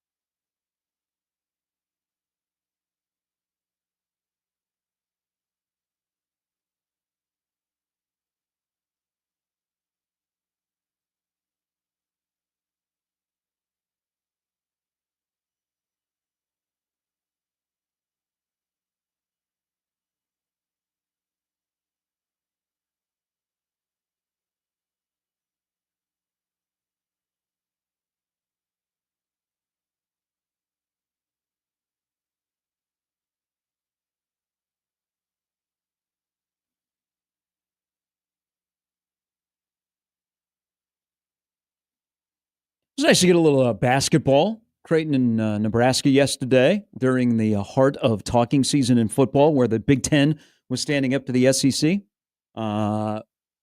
Media availability in Lincoln, and then open practice at Creighton. But I got a problem with Bryce Sandfort. Would you rather have him not admitted that it wasn't a double, or it was a double dribble? I'll get to that in a moment. One, the starting five for Nebraska basketball is going to be very, very interesting. I don't know that on July 17th I'm super comfortable with Kendall Blue initiating the offense, but thankfully, Mr. Lawrence is back. Yes. They have quite an abundance of shooters, and I like that Sandfort was talking about the attraction to Fred because I don't know, we want Fred and what he did as a pro and guys that he's developed to be able to recruit. So it kind of sounded like here, and he had a previous relationship with the family and the recruiting. So it's an ideal marriage. Mm-hmm. And the fact that a Bumblebee is playing at Nebraska, which is even more ideal. But, you got to read the room. Okay, you got to understand that January 9th over in Iowa City, at that point where we were all invested in Nebraska basketball, were fully husked. It was right after UCLA. We were like, you know what? We got Mick Cronin. Now we're coming to get We Fran. broke Mick. You know what? There's nobody in the building. There are so few people at Carver Hawkeye, you can hear Kent. We're playing Nebraska's playing a terrible game, and they're still going to win this thing. And the way that it went when Nebraska was up big, and then Iowa came back because that's what Nebraskans do. We're very, very nice. We don't want to destroy people anymore. We don't want to treat you like Pacific or Arizona State in the 90s. We want everybody to be, like, oh man, Nebraska's really, really nice. They let us back into the game. Sometimes we let you win. But as you recall in that game, because there's probably places around GBR Nation where there are things that are broken. The double dribble. Yeah. Let's talk about this, Price. Yeah. About 24 seconds to go. Your now current head coach is running behind you going, double dribble, double dribble. But yet, let's see. You clearly dribbled. You gathered it. You stopped the dribble. Then you re-dribbled. I don't know because I haven't refereed basketball in a long time, but I've seen a lot of basketball. At the time and still today, that was illegal. Nebraska should have gotten the ball back. They would have been down one with 24 seconds to go, and we got Bryce Williams. Okay, that was back in January. Then he admitted it yesterday. Screw you! Welcome until the season starts and you're playing for my team, and then we're back to good graces. But when he said that yesterday, he was very sheepish. He was like, "Yeah, how would you have felt if Bryce Sandfort did a bit where he would never admit that he double dribbled? Like if he just always was just like, I didn't. What are you guys talking about? Like I don't know what you're talking about. I don't know what game you're talking about. Like he kept that with him. Like he kind of was a little braggadocious about the fact that he was a big part in beating Nebraska last season. Would you like that? I don't like the fact that he was on a team that went 2-0 against Nebraska to begin with. Well, not only a team that went 2-0 against Nebraska, but a team that probably ended Nebraska's season twice last year. I mean, it really went all downhill after that initial loss at Hawkeye Carver Arena. And then it really ended when they kicked Nebraska's ass at PBA. Has anybody asked Juwan Gary what their conversation was like at the end of the regular season game? No. In Lincoln? Well, no, I think he did. I think he just talked. I think I think he just said they just told me they have a lot of respect for me, and that I have a lot of respect for them. Like I don't think it was any because Fred didn't say, "Hey, search out 24 in the handshake line at the end of the game." Because tell him how great of a culture it is. We hear that he doesn't like Fran, and Fran's out, so we're going to get him. Can you imagine like Juwan goes up to one player and he's like, "Hey, you'd really like it here," and then Fred's like, "No, the other one." The other Sandfort. He's out of eligibility. 24. Oh, sorry, not you. Goes up. I think you'd really like it here. I hope that somewhere in the facility in Lincoln, they have the picture of the TV copy of where Sandfort is dribbling, crosses half court, and Hoiberg is sprinting behind him doing the double dribble motion. Well, first of all, remember on the play, on the steal, was it Bryce? They got knocked down. Yes. So you immediately thought a foul. There was an inbound Fred problem. wanted a foul. Yeah. And then Sandfort is coming up the floor, and he clearly double dribbles. This is nothing new. We talked about it the morning why after. am I now? But then Fred is behind him. He's like doing this. I hope they have that picture up Do somewhere. you know that game though? Like that Bryce Williams 3 to send that game into overtime, where none of his teammates really celebrated with him, like, "Oh, thank Yeah. God, Bryce." Yeah, that which was so bizarre. Which by the way, The whole damn season was bizarre. He my was friend. the one. He was the one who was like telling them, "Let's not celebrate." But that shot is like one of the biggest, most forgotten shots I've ever seen from just Nebraska basketball. Like, I mean, that was a massive Big Ten conference game. You like let the lead slip. You're fighting for everything. Like you're on a roll. You have a ton of momentum. You're on the road, and he hits that shot, and it's just like we have completely forgotten about it because of they lost that game, and then how the rest of the season turned out. JD says, not only did you not beat us, but we still upgraded our coach after bitch slapping Nebraska. But here's the thing. So Ben Collins. So I mean, this is what's happening. You were talking about Council Bluffs and the advantage of quicker gas over there. Okay. I don't know if people realize this, but people are leaving Iowa and moving to Nebraska. The Sanfords, Waukee, too big.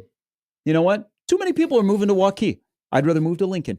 It's a lot. Life is a lot better in Lincoln. You know what? Owen Freeman. He's like, Iowa City. I'm going to move to Omaha. Josh Dix? Yes. Well, he got paid, but no, Josh is kind of one of us. Okay. But he was in Iowa, and then picked up his bags from Iowa, and then went, to Omaha. I could see Creighton from my home in Council Bluffs. So yesterday, I could see Creighton from my home too. Owen Freeman is going to be out for a bit because he's on crutches with his leg injury. Not the most ideal situation when you are trying to find that position. You don't have a lot of depth. I would imagine that Jason Green is playing that position a lot in the summertime. And again, this is if you're going to overreact to summer league, you can kind of react to college summer stuff because there is some legitimacy on building a team and what they do. I put more stock into some of the stuff, not all of the stuff, because September is much greater than anything to do during the summer, September and October. But there is part of college basketball during the summer that I'll go, okay. You're buying some summer things. league, I'm like, you know what? I want to be amused. Oh, no. I'm buying some stuff. But this is summer basketball for college is a good way to figure out everybody's role. I say Nebraska probably doesn't know. They probably know 3 or maybe 4 of their starting 5. I think Creighton probably has a pretty good handle, but everybody's trying to figure out their role and are they going to play defense? And then how do we replace? And this is why Creighton they'll get the benefit of the doubt because that's what Mac does. Yeah. But you can't overlook the fact, 2 things. They have a lot of newbies. They have a lot of new faces. And just it's okay to admit it because he was a dude and he'll have his number retired.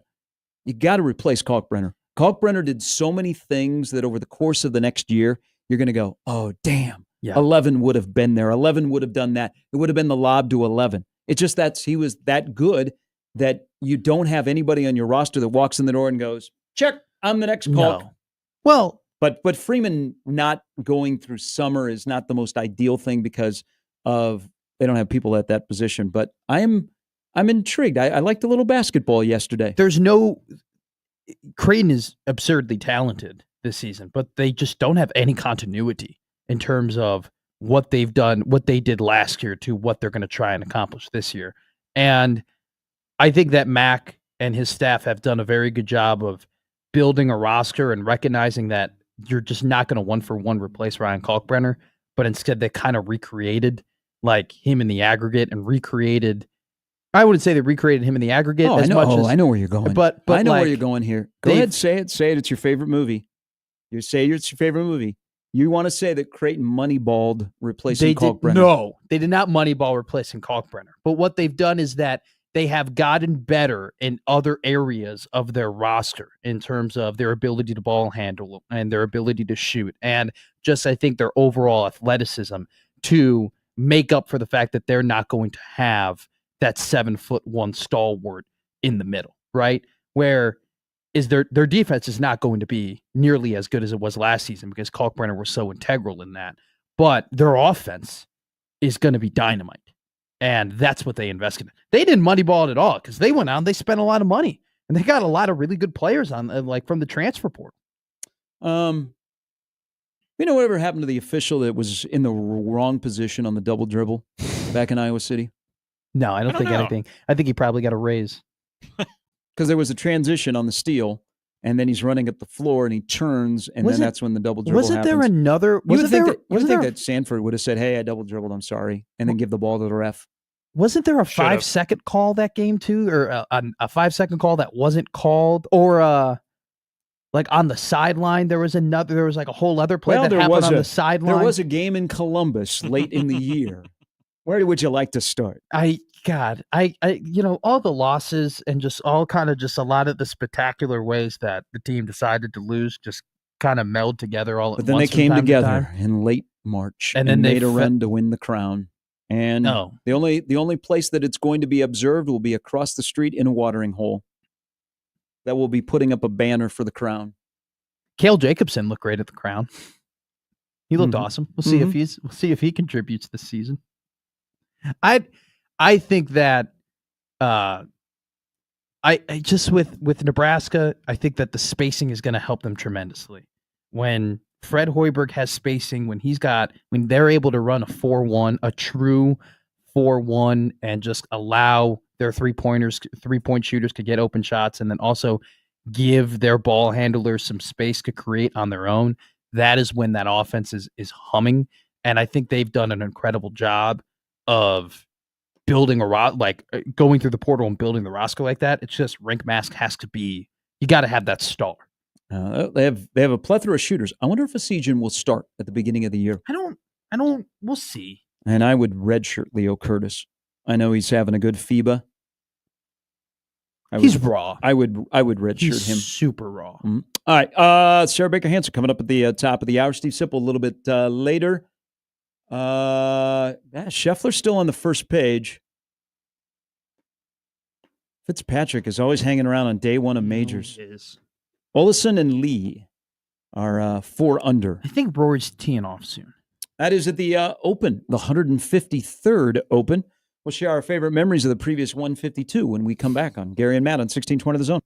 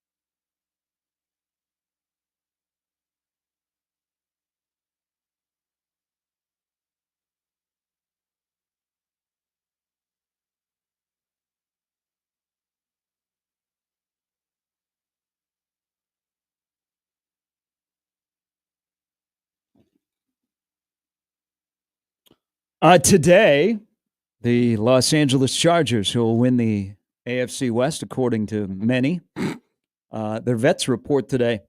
They're the first vets that report to a training camp, I believe. Do you know that ahead of Hall of Fame game is 2 weeks? Yes. 2 weeks from tonight? Gosh. Do you know that last year, I found this out yesterday, that the LA Chargers threw the ball the 9th most in the NFL last season, which I was floored to hear because you thought heading into the season with Harbaugh and Greg Roman as the coordinators that they were just going to run the football and take a little bit off of Justin Herbert. But I'll tell you this right now, and I don't want to spoil too much, but if you're into fantasy football, Ladd McConkey should be skyrocketing up your big boards, up your draft boards. I think Ladd McConkey is going to have an incredible year this season. I would not be surprised if he ends up being top 10 in yards, receptions, and touchdowns this season as a wide receiver. I'm sure they'll put up some big regular season numbers, and if by chance that quarterback gets to the postseason, it's gotta suck being a Chargers fan. And now they'll in do that all regard. of it in bright yellow jerseys. Like, that's got to be the worst spot to be. One of the worst spots to be in as a fan is where the regular season doesn't really matter for you. You can't really buy or sell stock in your team during the entirety of the year because it's just what are you going to do during the playoffs? well, it's what your quarterback's going to do. Justin Herbert gets to the postseason when he has gotten there, and he was awful against Houston last year. He was terrible. All right, SBH from Chicago coming up here in a little bit. And shout out, by the way, father-son combo. A lot of people know Dad, and he is one of the nicest guys you'll run into here in Omaha. London Dada, who is a rising junior over at Westside, just got upgraded to a 4-star in Rivals.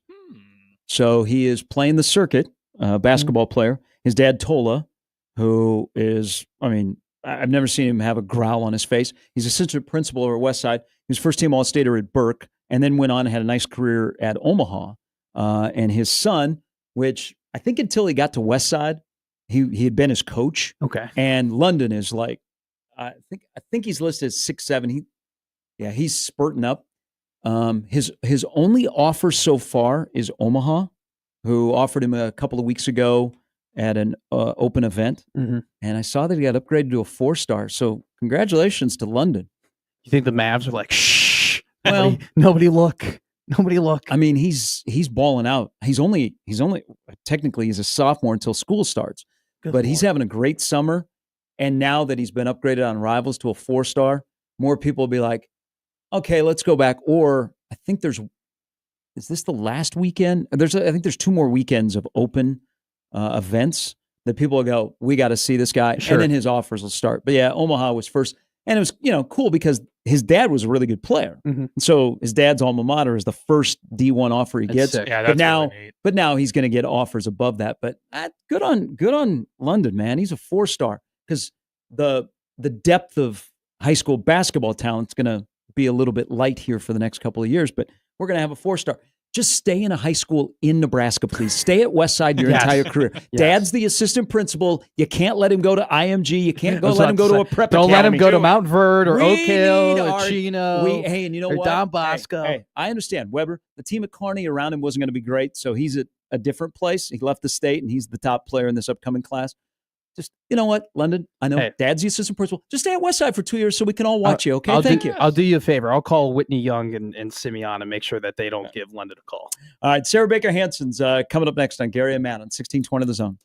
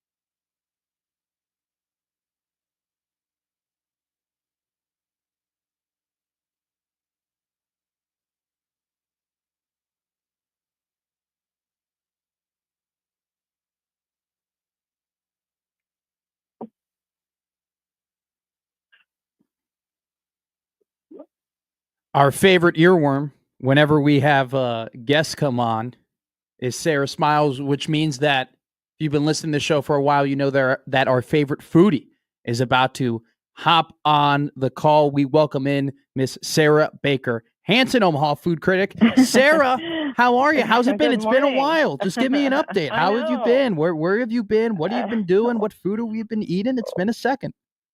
Well, it has, and I will tell you the reason, which is that I had carpal tunnel surgery. Oh, God. I'm so sorry.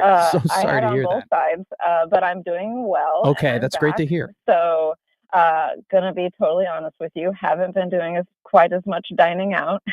Can understand. Totally understand. But we're back, and I'm actually on my way to Chicago this morning. Nice. So I thought we could maybe have a few things to talk about.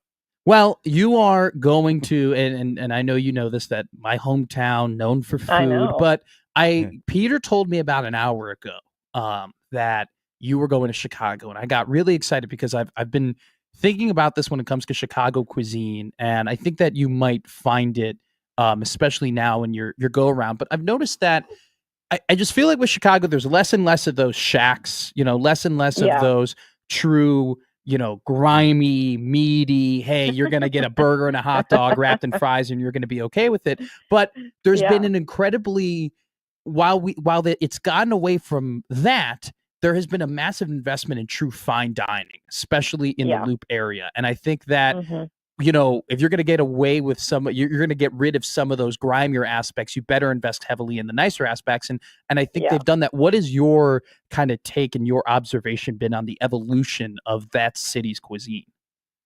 Yeah, I think your take is very similar to my take.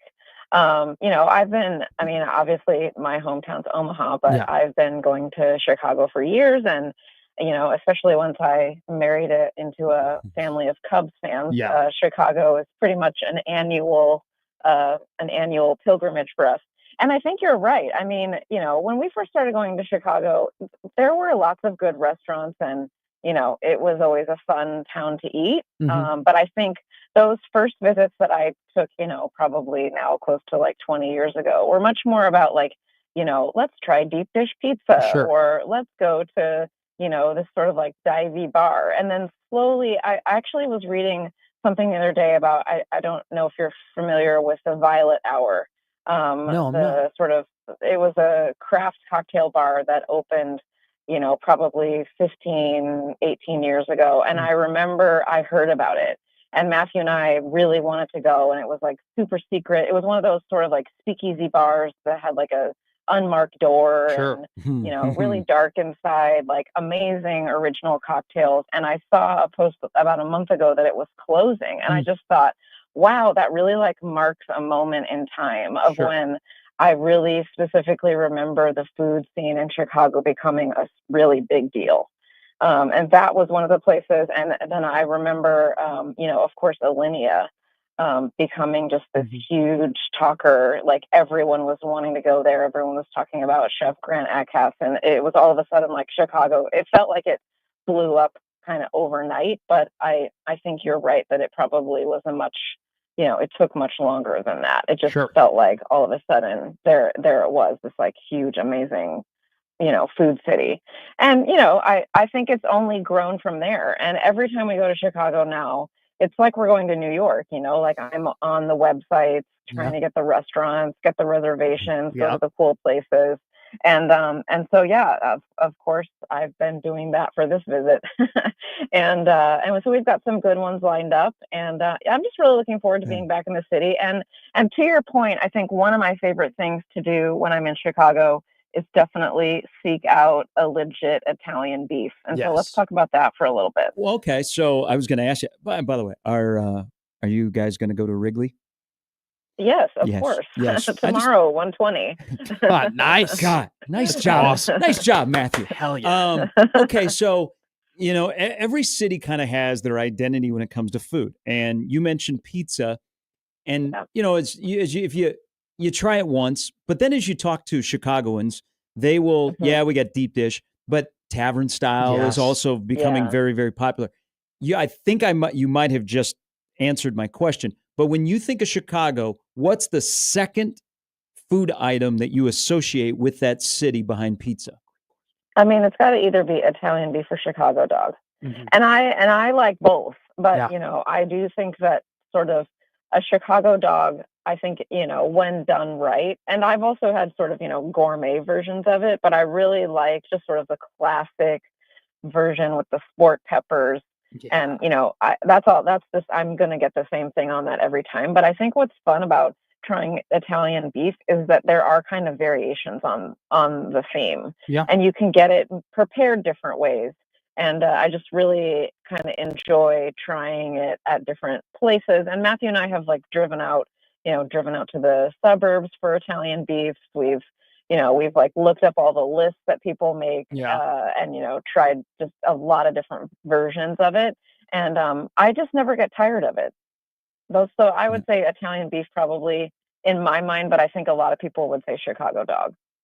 So have like, I feel like we are in an era where fitness is massive, right? And every Yes. time we're on Instagram, I mean, the amount of quote unquote fitness influencers that are there Yeah. and telling you how you should eat and telling you that you need to have more protein and cottage cheese and yogurt and cauliflower and everything like that.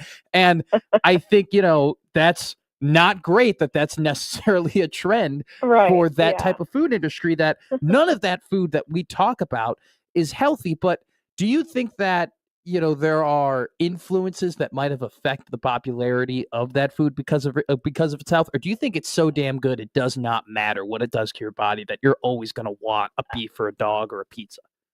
I mean, I'm always going to want it. I eat the Yeah. cottage cheese on the other days so I can have the Italian beef when Exactly. I go to Chicago. That's a good point. That's a great point. I think it's a everything in moderation Yeah. sort of, you know, idea. I mean, I know there are a lot of, you know, there's like people who, you know, write about food like Italian beef and Chicago dogs and, you know, try them all to get the best one. And I'm probably not going to be that writer, though I'm saying that out of one side of my mouth, and Sure. I'm spending an entire year writing about steak. I've eaten more red meat this year than I've probably eaten in the past decade as part of the steak series. Yeah. But, you know, I mean, I don't eat the whole steak. You know, this is like a conversation that I think has been in my mind the entire time I've been a food writer, sort of like, how do I do this without like gaining a significant, you know, amount of weight or like damaging my health? And so, you know, I think, you know, when I write about onion rings, did I eat the entire plate of onion rings? No, I ate 2, right? Like I eat enough to like be able to say what I think about it, and then I stop. And so there has to be, I don't know, I think portion control probably will play into it to some degree. But, you know, I mean, I when I go to New York and Chicago and other cities, I also do a lot more walking. And so try to make a point of being at least as active as possible. Like, especially in New York, I'll walk, you know, 15,000 steps a day. And so I find that most of the time, even though I'm not eating like I normally would, I kind of break even on, you know, I step on the scale before I leave and I step on the scale when I get back, and it's similar. And so, you know, just I try to be mindful of that, especially as I've, you know, gotten older. But yes, I will be eating an Italian beef. I will be drinking a rosé at Wrigley, and I will not be thinking about the calories of either of those. You should get the Cubbarita. The Cubbarita at Wrigley Field is actually great. The Cubbarita. Yes, that's the new. Cubbarita. That. That's my recommendation. What's your opinion though on when you go to fine dining restaurants and tablecloth restaurants and they have their own versions of an Italian beef and they have their own versions of deep dish pizza and they try and take something that's meant to be sloppy and they modernize it and try and make it fancier? I mean, I think of the sort of like the Chicago staples that we're talking about, the only one I can recall having like in a fancy way is a Chicago dog. And I remember that the dog itself was so delicious. Just like you could tell it was one of the, you know, highest quality hot dogs that, you know, I don't know, maybe I'm ever going to encounter. Sure. And I do remember that the bun was like a brioche bun that was, it was like a brioche hot dog bun. And so it was just really good. And I just remember all the elements of it being delicious. And so that does kind of stick in my mind, though, I still really like the sloppy version of it too. I mean, there's some sort of like, I don't know what it is about going to a baseball stadium. And of all the sports that I go to with Matthew, or the sports that he enjoys, like baseball is my favorite. I like the ritual of going to the baseball stadium. I like the pace of the game. It's easy for somebody who doesn't know very much about sports to understand what's going on. And I enjoy the hot dogs and the snacks. And I feel like, Wrigley is obviously iconic, but I feel like they are also kind of known these days for food. And so it's kind of fun to walk around and look at the different menus and figure out what am I going to get on this visit. So I'm really looking forward to it. Sarah Baker Hansen joining us. Because of you, I got introduced last week to Birria. Oh, yeah. So, did you like it? Well, okay. I have, every time you recommend a place, I put it on the list. And, when you're searching, everybody has their go-to, their comforts of, hey, where should we go tonight? And then, do you like to throw a new place in there? So last week I went to El Milagro. Yeah. So, and I think, as I wrote it down in my notes, I think you reviewed it, 2 years ago when they first opened? They're out in the strip mall off of Dodge at 150th? Yeah, the El Milagro is owned by the same owner that owns Javi's Tacos, if you're familiar with that. But it's a little bit more high end, and they have birria tacos, and I think they're delicious. Yes. So had that. I had never had that before. I didn't know what it was, but on the menu it looked great, and I know that you in your review recommended it, so I wanted to try it. Two things. One, their portions are gigantic there. Yeah.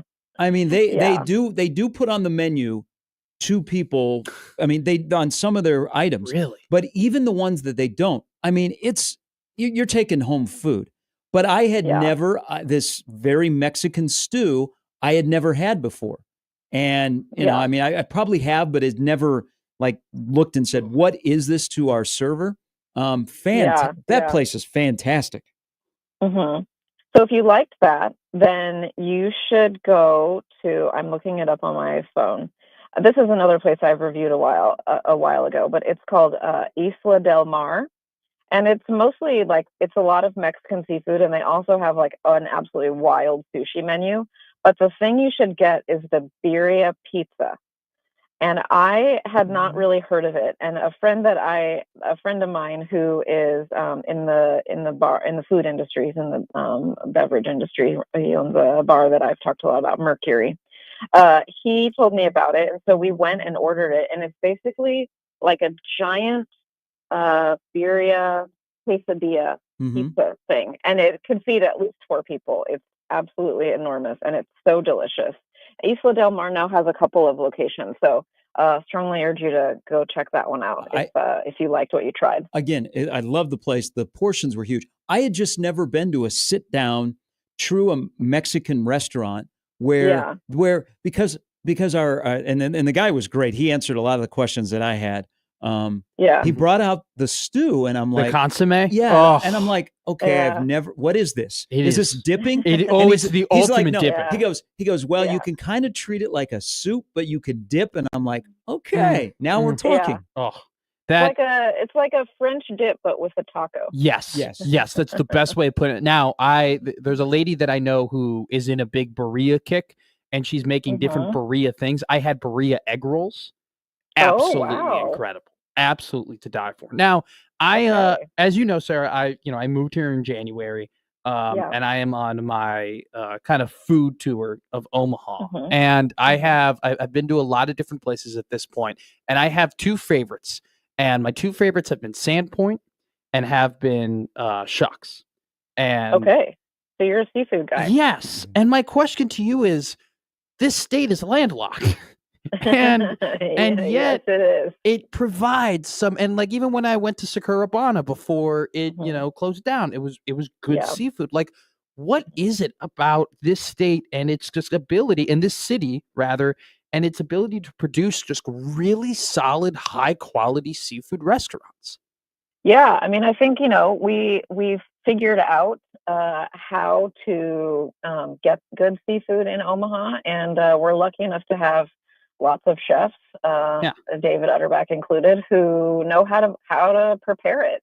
And I think, that your point, I think, really goes to, you mentioned two local restaurants taking on one of the more difficult things to cook in Nebraska and doing a really good job of it. Yeah. And I think diners like all three of us and lots of other people, are the ones who keep those local restaurants going because they're doing a good job and they want that type of food to be offered in Omaha. And I mean, it's obviously not as common as, steakhouses or burgers, but they're the places that do it. I think a lot of them do it really well. Yeah. Hey, safe travels to Chicago. Enjoy the weekend. We'll live vicariously through you, and we need a victory tomorrow. We need to start the second half on a good note. Yeah, no kidding. I'll be posting on my social media, and I've got some really exciting stories coming up in the next couple of weeks. Back-to-back steak stories coming your way. So. Oh, fantastic. And by the way, pass it along to your husband. Flatwater Free Press, what they're doing is fantastic of late some of the stories that they are doing behind the scenes. I will definitely let him know. Hey, thanks, Sarah. Thanks. Talk to you soon. That's Sarah Baker Hansen. 1:20 tomorrow. Cubs, Red Sox. Screw you, Brewers. But thank you, Brewers. What do the Brewers do? Because I'm glad that the Brewers are in the race for the Cubs because it's going to force the Cubs to do something. And you know what? Second half, Craig Counsell is finally going to show up because if you remember him in Milwaukee in the dugout, he was pretty good in the second half. So we're going to get second half Craig Counsell. But because the Brewers are playing well, they're going to force the Cubs to do something. Thank you. Second half, Craig Counsell. This is like, guys, it's July. Aramis is ready. He's finally real. Guys, Aramis finally got the sea legs out from under him. He's swinging the bat. It's okay that he showed up to camp 30 pounds overweight. Aramis is ready to go. This is the same thing with Craig. We'll see. I always made fun of Seiya Suzuki, and I always said, oh, it's a Seiya June. Because he only ever really played well for the first 4 years in the month of June. So he proved me wrong. I like Craig Counsell, but I still have a little bit of a sour taste in my mouth from last season because I just think it went poorly. But man, if they can end up getting 2 or 3 from the Boston Red Sox, who are playing really, really good baseball right now ever since the Devers trade, that'd be absolutely awesome. I got to text her. I have to give her some of my Chicago recommendations.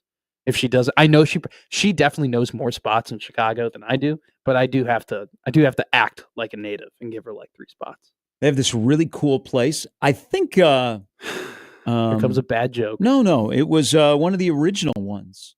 It's like fantastic. It's a great idea. Okay. Like they specialize in hamburgers and French fries, and they've got shakes. Portillo's?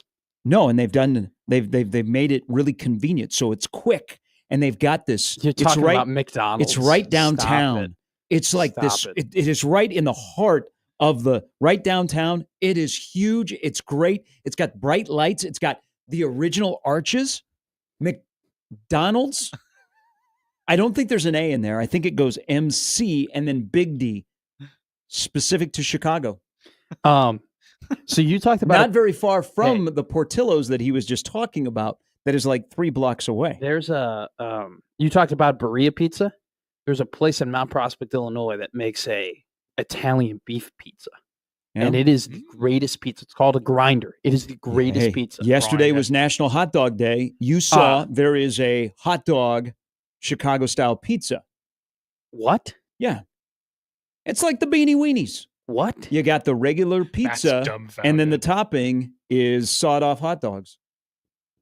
How great does that sound? I want to throw up. Ooh, that sounds disgusting.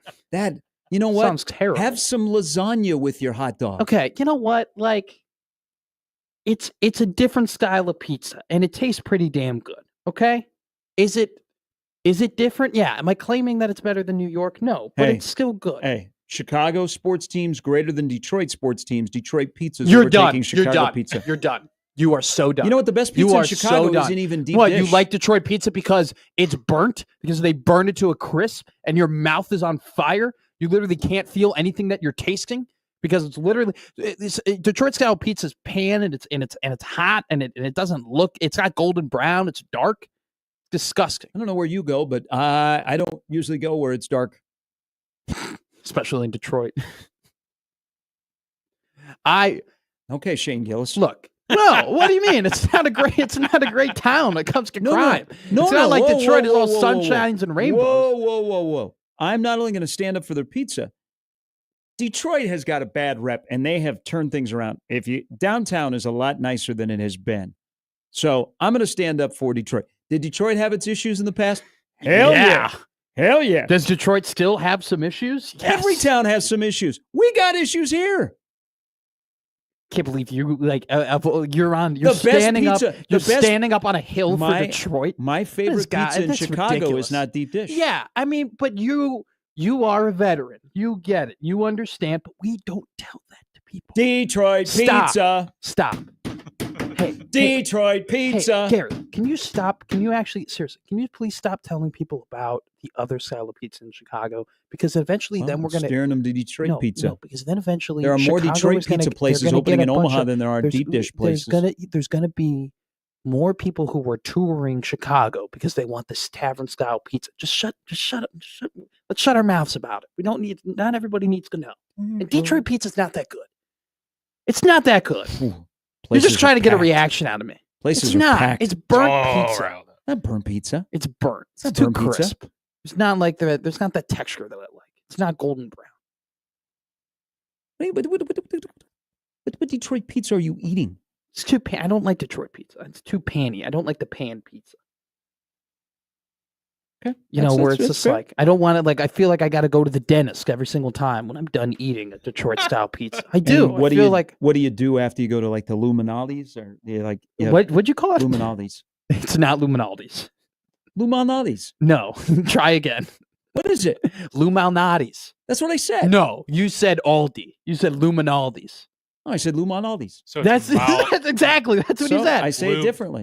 Nah, you got Luminati's. Hey, Luminati's. Luminati's. So I have a little accent when it comes to that. We all do. Me too. Yeah. Okay. So there. And that's not even the best Chicago style pizza. No, it's Due's. No. Pequod's. It's not Pequod. If you get the pepperoni, maybe the pepperoni at Pequod's is fine. It's Due's. It's always been Due's. Fremont Fred says, do they have Detroit pizza in Rockford? Probably do because they probably got a Little Caesars out there.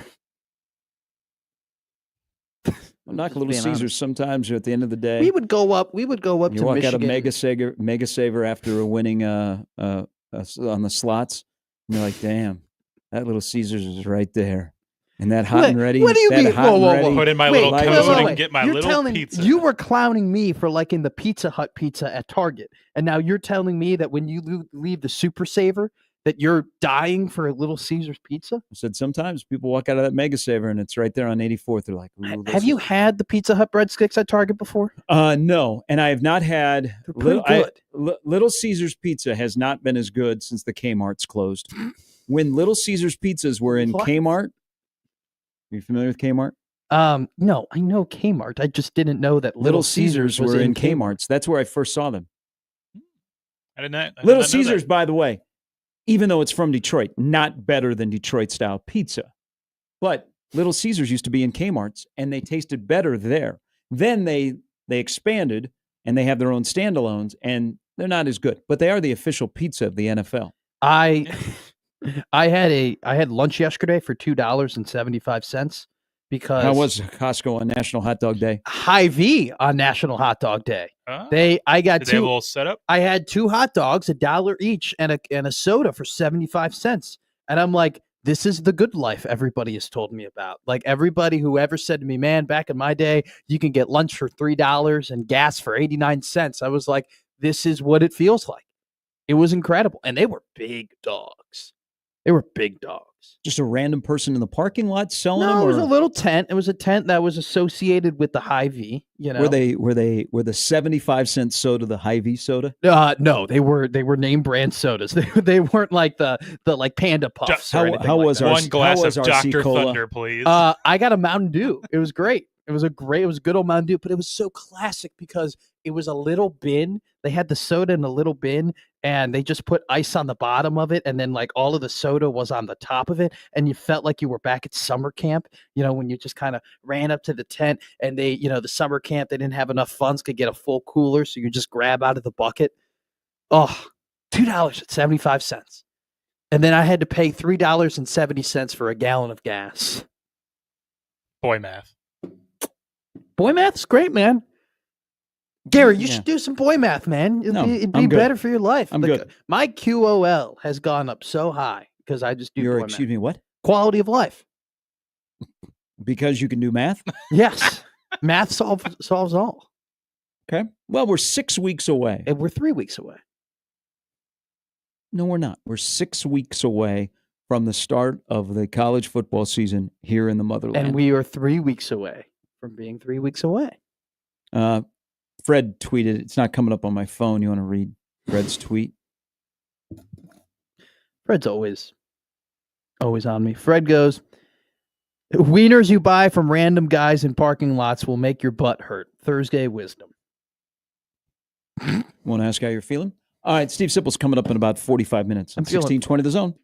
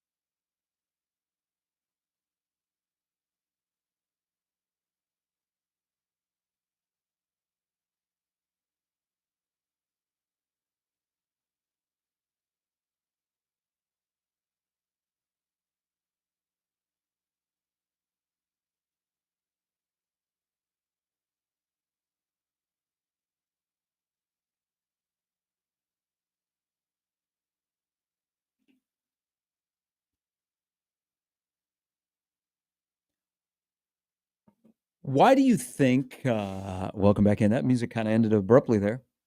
Darius Rucker, who is I think scheduled to be at Stir Cove here shortly. Yeah, isn't walked it? off. Oh, He had is he? a little health issue. Walked off stage the other night. Oh. What is it with artists that get sick before they come to Nebraska? Luke Bryan had a bounce from North Platte, but then 'Cause they- then the Chief filled in. Because they stop in Iowa and they have that corn, and then it makes them sick. I'm kidding. That I'm kidding. corn you're putting in I'm your gas tank. I'm kidding. Yes. That's why. Hey, you know what? That's why I have a cylinder misfire. That's the problem. I've been using Bad- Council Bluffs gas. That's why. Bad corn in Iowa. Yeah, and it's making 5 of my cylinders go, not 6. I should have thought about that. Uncle Gary just solved my problems. I know my corn. You know what? I will correct people. Being an Iowan that I am, from the mean streets of Urbandale. When people say knee high by the 4th of July, I'm like, no. If it's only knee high by the 4th of July, there's something wrong. It should be shoulder high. Yeah, That's how you know I'm a farmer. I know how to pump bike tires up using the gas station pump. Is that new? That's my extent of like being intuitive. That's it. So I'm really good at that. If you need your car tires like perfectly matching, or you need your bike tires perfectly matching, I'm your guy. Very, very, very good at doing that. Okay. Other than that, no. Okay. All right. So if you were watching Game Day and they hired McAfee and you don't like McAfee, and so you're like, I'm going back to Fox. What's the most attractive thing? I don't watch as much of the pre-games as I used to. Also because 11 a.m. kickoffs are become so prevalent. Yeah. Unless you're tailgating or you're at home, if you're going to the game, you're not spending a lot of time watching pre-game stuff. No. Or you wait until the end when they start making picks. But if you're on Fox, what's the number one thing on Fox's pre-game show right now that draws you to watch them over ESPN? Or if you were like, I'm not going to watch any coverage, but I'll watch that person on Fox, it would be Klatt? on the pregame. Oh, on the pregame? None of them. I think Liners. I like Rob Stone. Okay, so Rob, but Would it be? Could I convince you that it might be Rinaldi and could be. his emotional Yeah, make his you stuff, cry yeah. pieces? those are great.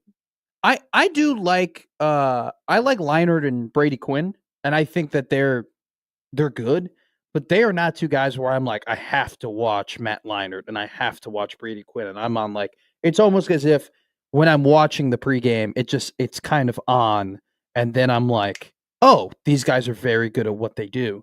I think I agree. Rob Stone's pretty good, but I don't think he's better than Chris Fowler, or Reese Davis in terms of, or sorry, Reese on game day. Like, I think that's part of the reason why that they made this deal, because I think Dave Portnoy is going to get more people to tune in, whether or not you're a Barstool fan, initially. Like, Dave Portnoy's presence and just the curiosity of how this is going to go is going to make people say, oh, I'm curious about this pregame now. I want to see how this works. Is he gonna? This is where Is he on the panel? You don't know what his role is going to be. Is he going to be like Clay Travis, where he pops in and does a segment? I think that's, or is he going to be on the set?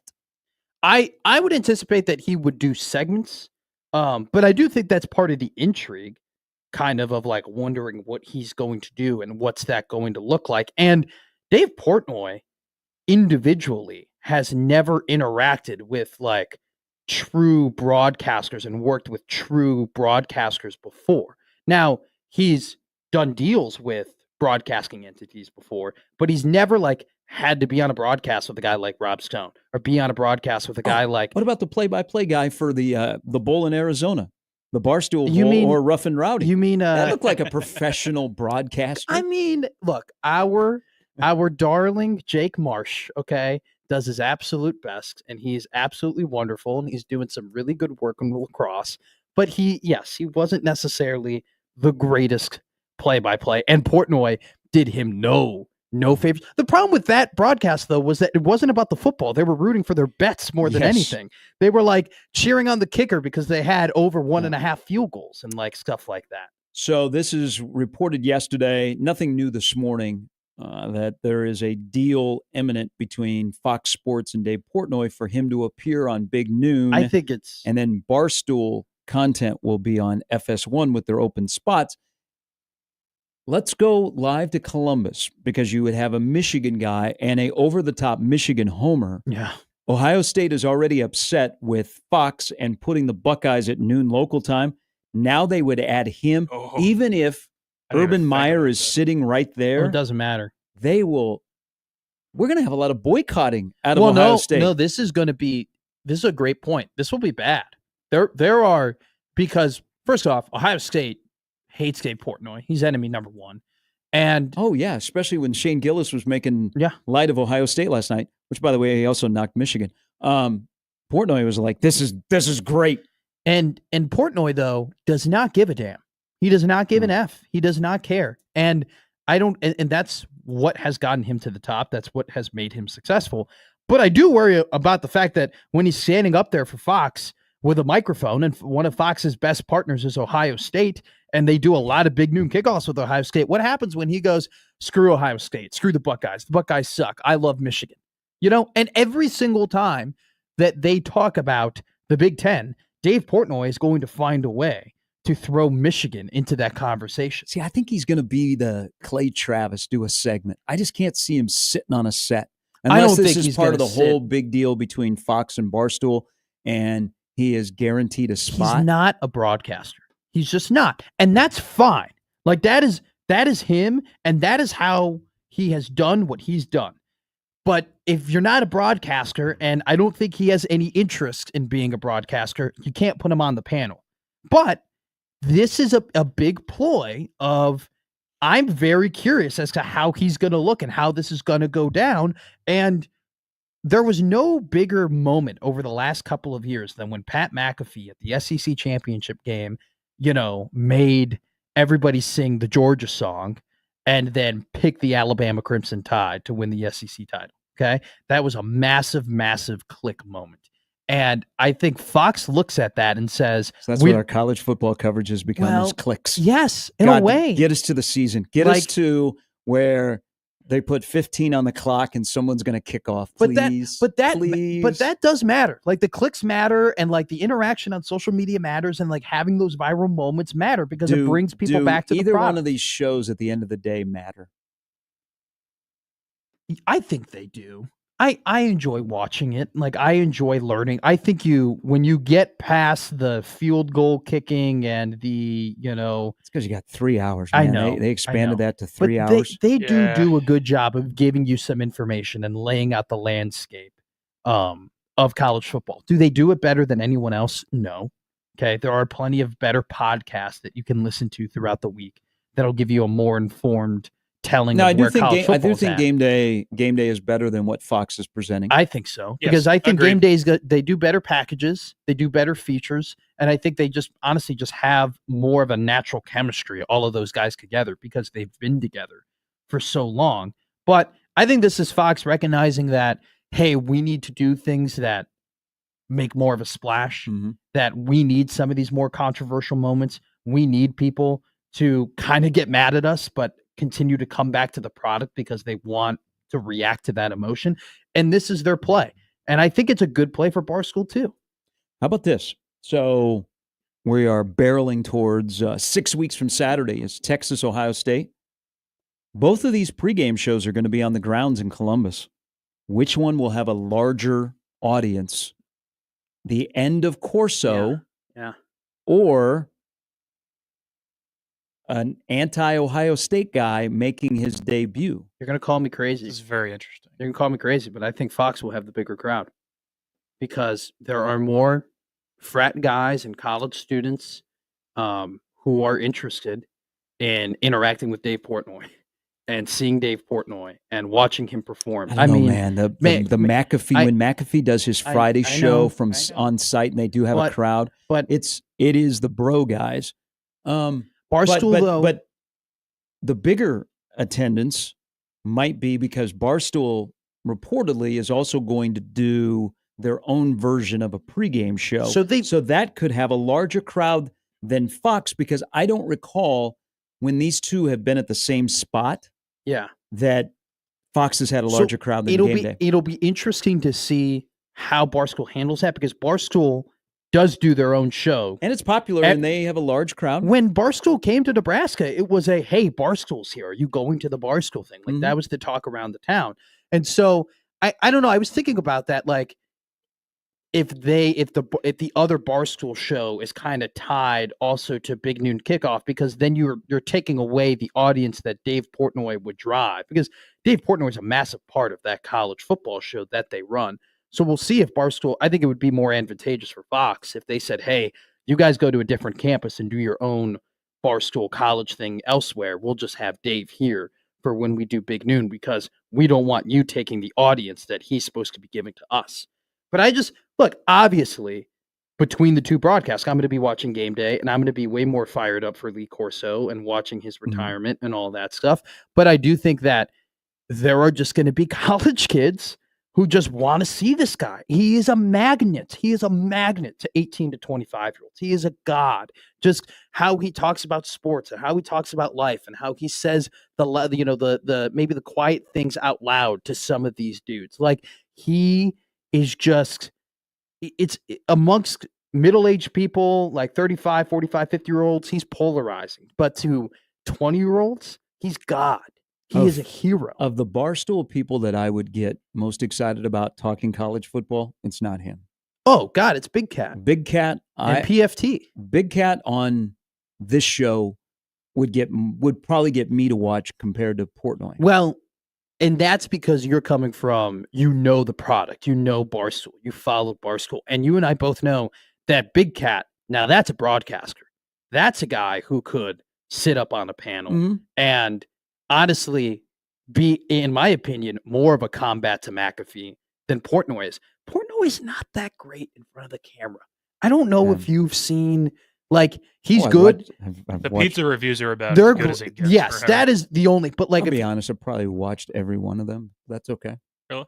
Oh, I think it's the pizza reviews are incredible. They're entertaining for what they are. So he does. I mean, he's got some controversy surrounding him, but he also has there is a part of his heart that is pretty deep. Yes, and he, during the COVID and everything else, he took care of a lot of different places that were struggling.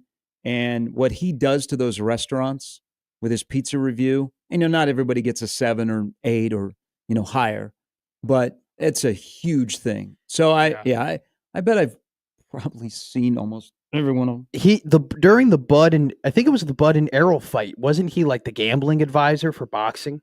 Like, probably they put him on camera, and in kind of that formal camera setting, he really wasn't that great. Now, if you get him in front of a crowd, you get him in front of a bunch of screaming fans and like bring in the energy, that's where he's great. And so if they put him in those settings, it'll work. But if we're doing a one shot on Dave Portnoy and we put a microphone in front of him and we tell him, hey, talk college football, like, I don't know if that'll be the best spot to put him in. Saturday is for the buzz. That's what it is. This is a buzzy play. This is Portnoy against McAfee. It's a great idea by Fox. I mean, what are they? They're swinging. They're gonna go. Idea. They're gonna bring in. They're getting a younger audience for their morning talking head shows. They should probably just run podcasts. They should podcasts. The podcasting is popular if it can transition to TV. Yeah, and I'm very interested in the whole. There will also be other Barstool employees that are Zach. Filed. He's so new good. Employee Zach. He is 1v1 drinks. We got to take a quick break. Steve Sipple's coming up in the next hour. I'm sure he would like to dive deep into this. I don't think he knows. I don't know. He's around young Jake. Young Jake would let him know, hey, we got this thing going on. Maybe. But then I would, Nebraska, his answer. He's Michigan. Like, yeah, I heard about this earlier today with Dave Portnoy, the Barstool thing. That'll be his answer to it if you ask him. That's my guess. You think even though Nebraska Michigan is not an 11 a.m. kick, that Big Noon would still come here? No, but I think Barstool would come here Yeah. for that. I think that'd be an ultimate Barstool thing. I mean, Bussin for sure will be here. I think if Michigan and Nebraska are unbeaten, Ooh, you know what's coming. I think that'd be incredible. Early on in the year. All right. We're back with more after this. Gary and Matt with Peter on 1620 The Zone.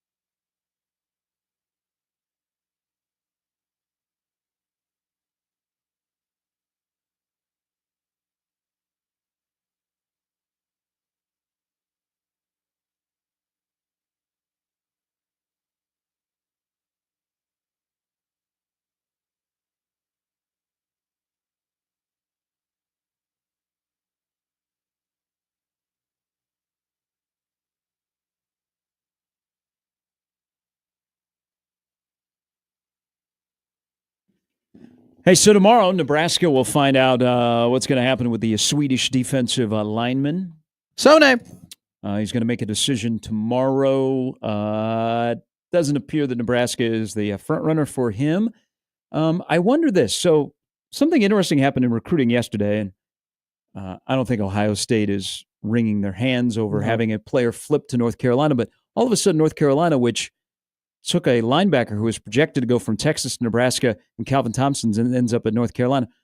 Bill got a bag?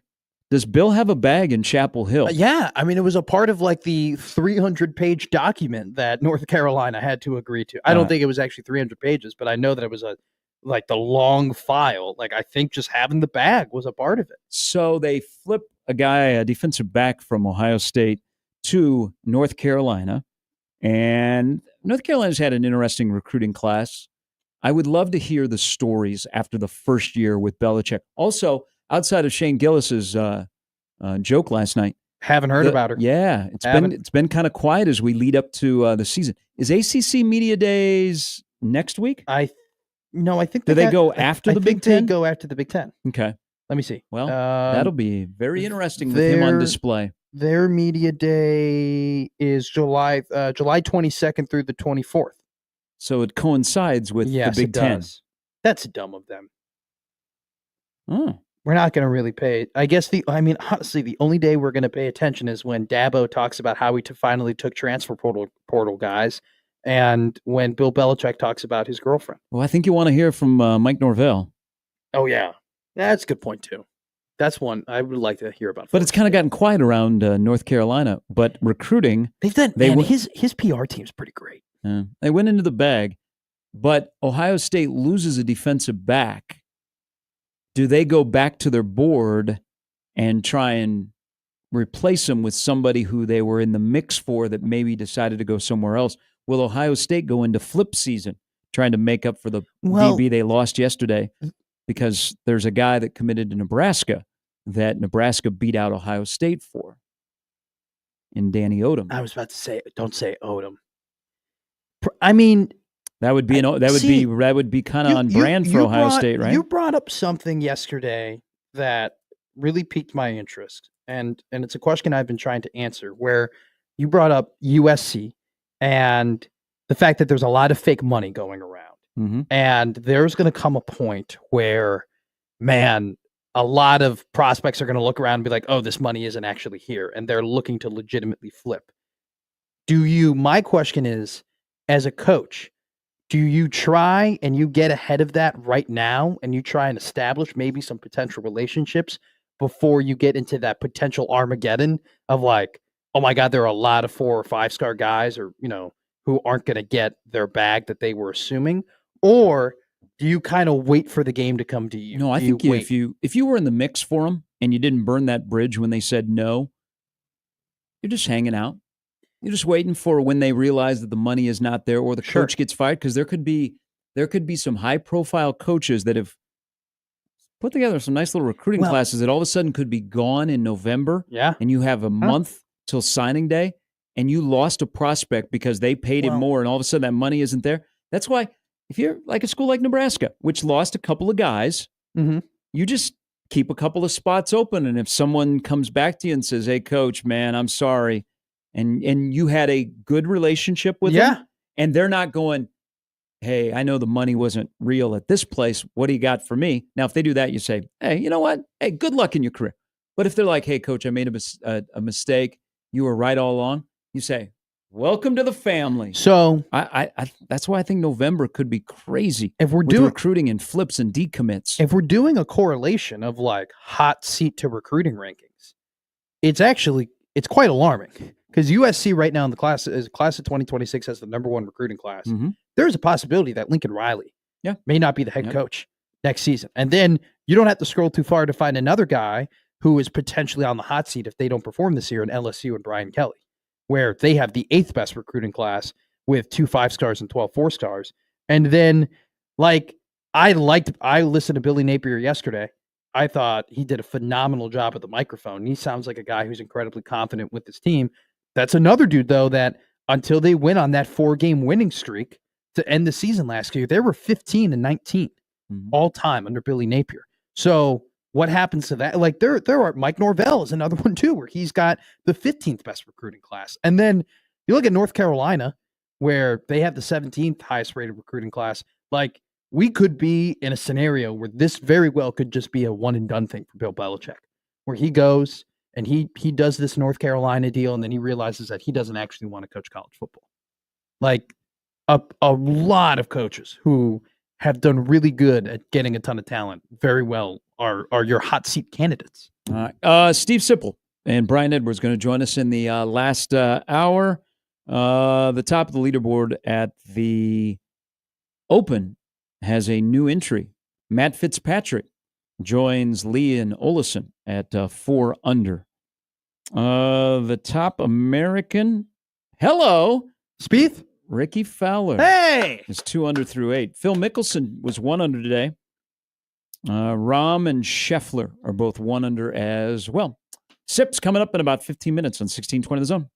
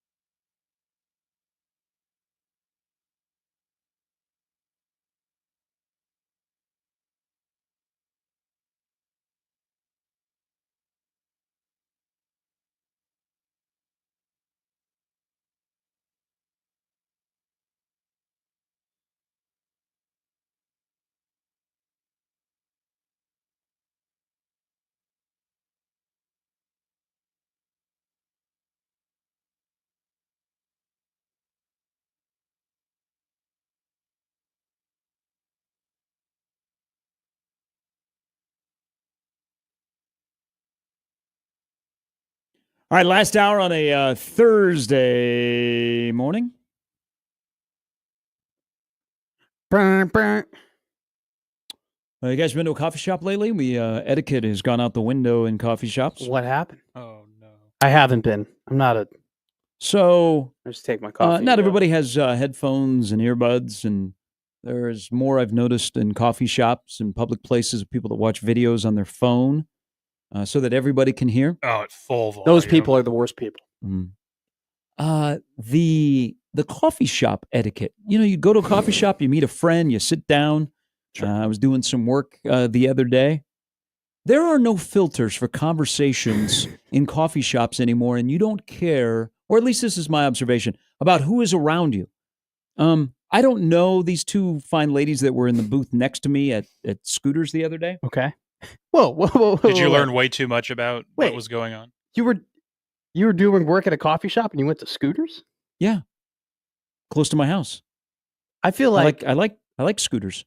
no, They're a good Scooters spot. is a great establishment. I'm a very big fan of Scooters and their coffee. I But don't need a super fancy coffee shop. I just needed some convenience. I feel like that's kind of part of the allure, though, of like studying or doing work at a coffee shop, where it's like Save that for another time. I'll go over to, there's some nice places in Benson you don't like and out west. You don't like a good hippie coffee shop?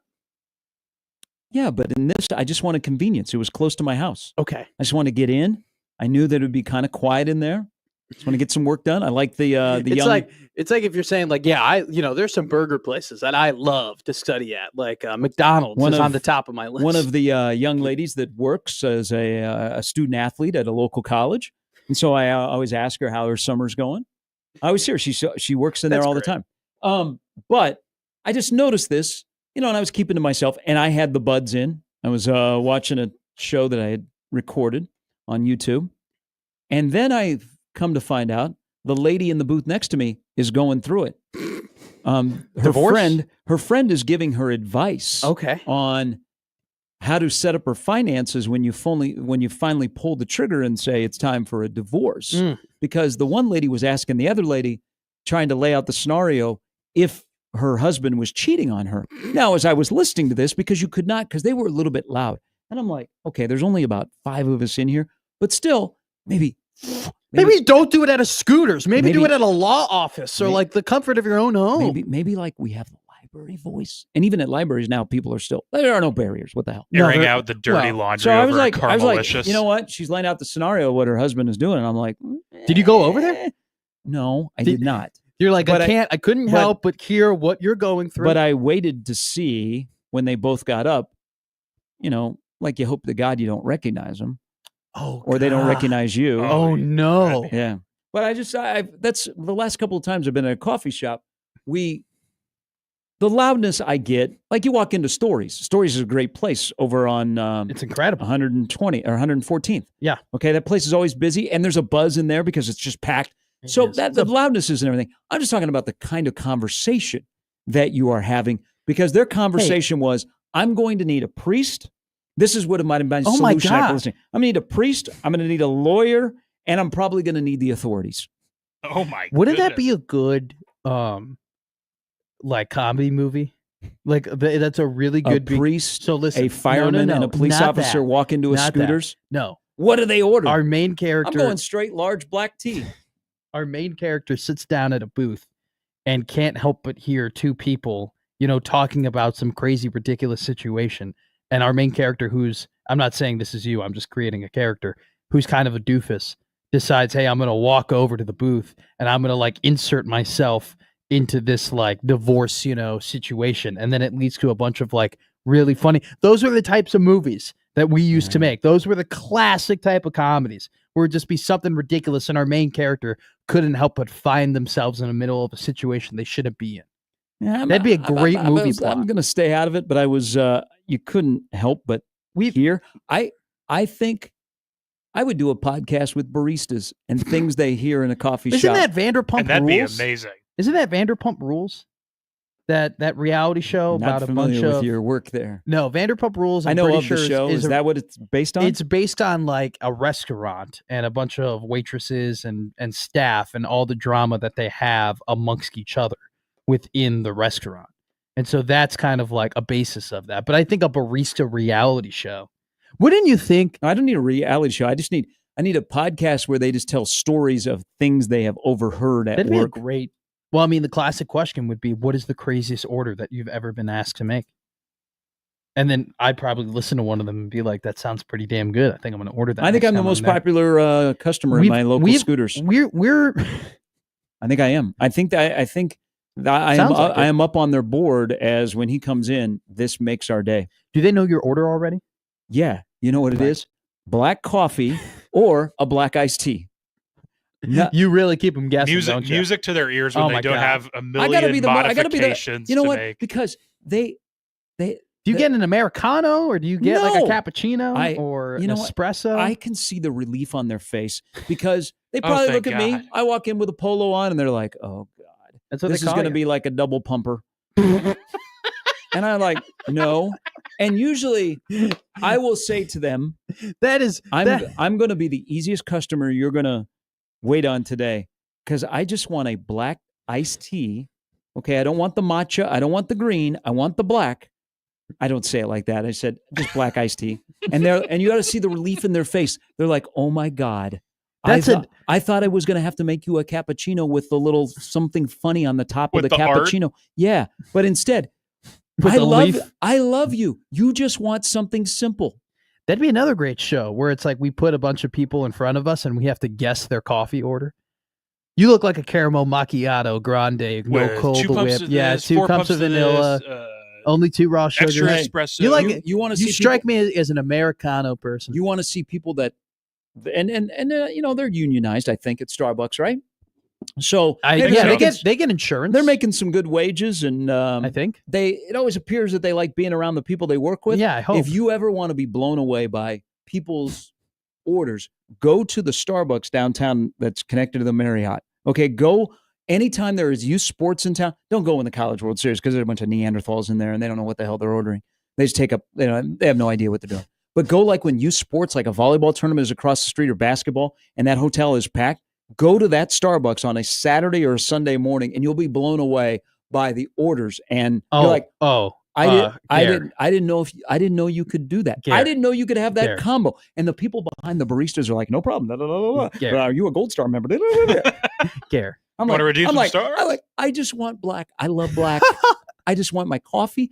I sometimes want it iced, or I want my tea. Okay, nothing else. Okay, we don't need to do all fancy stuff and have a bunch of vowels in my order. You want to use 25 stars to add a modification? Once you go black, you never go back. I've tried green tea before. Have you ever had the English breakfast tea? That's pretty damn good. English. No, I don't. Unless I got to. Yeah. I don't go with the hot. So you and I have had this conversation on and off the air about how people are losing etiquette everywhere, and it's killing us. And it feels like the golf course is really the only place that we can rely on. Not anymore. Well, I know, and even that is going to S. You talk about the crazy conversations that you'd hear at a coffee shop. Try the train. If you're ever on not like, I'm not talking an L train. I'm talking like the Metra, like a regular Amtrak Metra. There are some people who they sit in the quiet car and they don't know that they're in the quiet car. They have no idea. And they will just be on the phone or they'll be talking to people and everybody else is silent and they are just listening to this person's convo. Where it's just like this lady, she had a big problem with her sister that was going on for about 15 years and they were trying to resolve it. And the reason why I knew that was because I listened to her convo for 50 minutes. And yeah, is it my fault that I didn't have the balls to be like, hey, get the hell out of this car? Yes, that is my fault. But train conversations are out of control too. All right, SIP's coming up here in a little bit. It just dawned on me because I was looking at the schedule for Tuesday.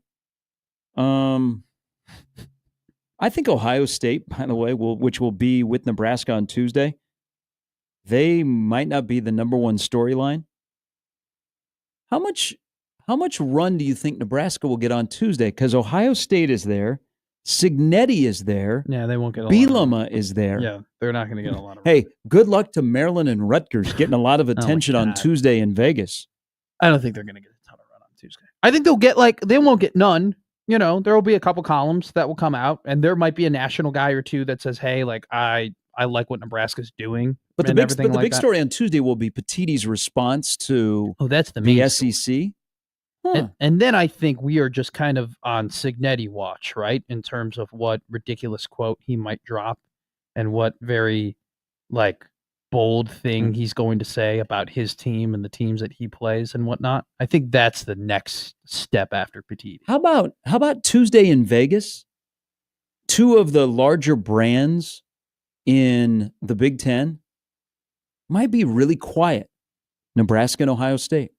And I think, for at least for Nebraska, because both of them have had like a really quiet offseason. but at least for Nebraska, that's totally fine. Well, That's totally okay. but it's starting. It's getting louder. It's starting to get loud. It's starting to Do you get hear loud. that? No. It's starting to get loud around Nebraska. You can hear it. You can feel it. You can hear it. The noise is starting to get a little bit louder. There's a lot of people like, okay, now let's talk about Nebraska. You can feel it 6 weeks away. Sip joins us next on 1620 The Zone.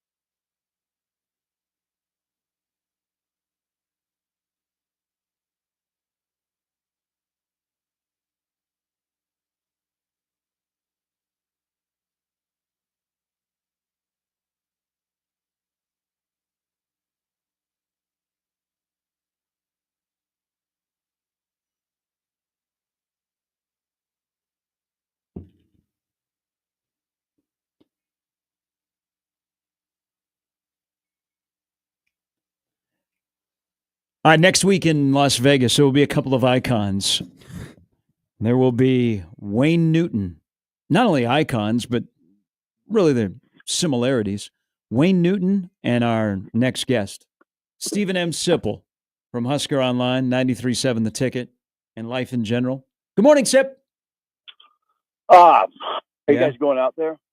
No, we are not. No, we're going to actually live vicariously through you. Yeah, it won't be very interesting. I'll tell you that right now. Why not? Well, I sort of made a mistake. I've been getting hammered by Sean. Sean asked me a few months ago, do we stay Monday, Tuesday, and Wednesday? I said, no. We come back Wednesday. We don't need to stay. Okay. I don't know why. I always err on the side of frugality, but I should have said, no, let's stay. We can do stuff on Wednesday night. But I didn't, and he didn't. We're coming back on Wednesday. Is my point. Okay. So it'll just be a working trip. Okay. All right. Well, we go out there for the bowl game on New Year's Eve. We'll make it a party. It'll be fun. It'll be. Are we going out there? Are we going out there for a bowl game? Yeah, I think Nebraska, Arizona State, New Year's Eve afternoon at the Roomba Allegiant Stadium. I think that's where Nebraska will be. Would they be playing the Vegas Bowl, right? Mm-hmm. Okay. Yeah. I thought you were talking about college football. Or Sip. Let's just be honest. Let's skip the Houston Christian game and let's go see Bud fight out in Vegas in September.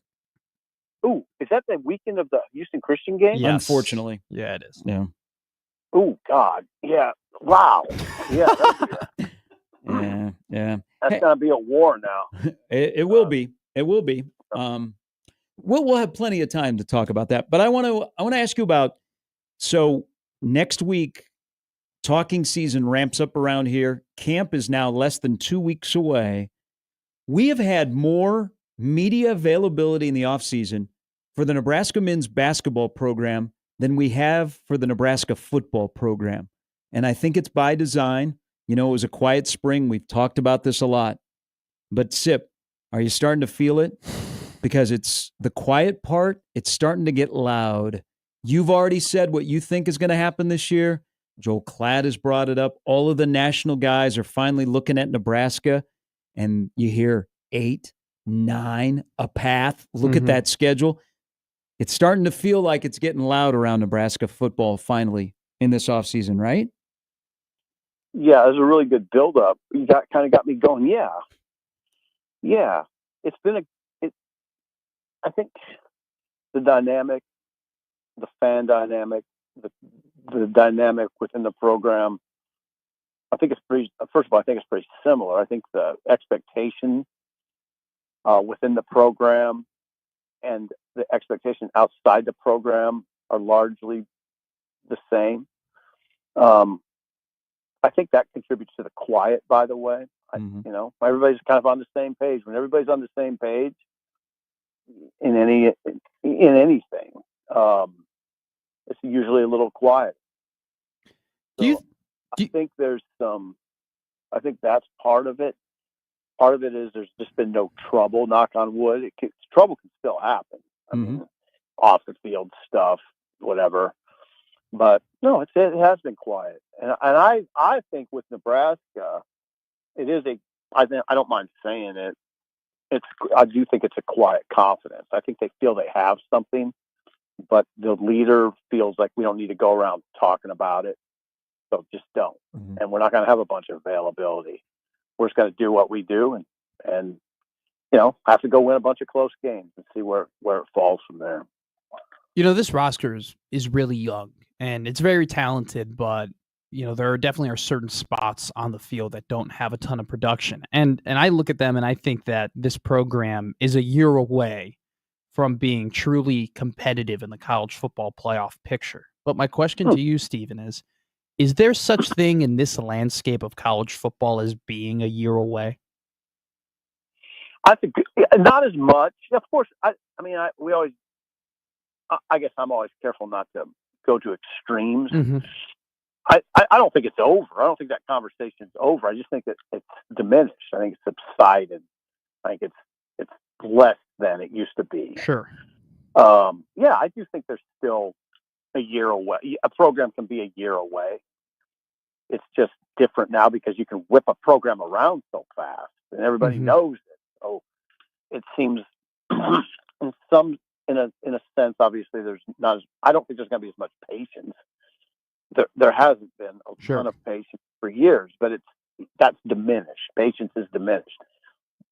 In a sense, I mean, the thing that I've been talking about a lot, and I don't know that I'm right, but my perception is coaches have a little bit longer leash now because of the buyout. If you have a big buyout, if you're Brian Kelly at LSU and your buyout's $42 million, which I think that's the number, I think your leash might be kind of longer. It's hard to fire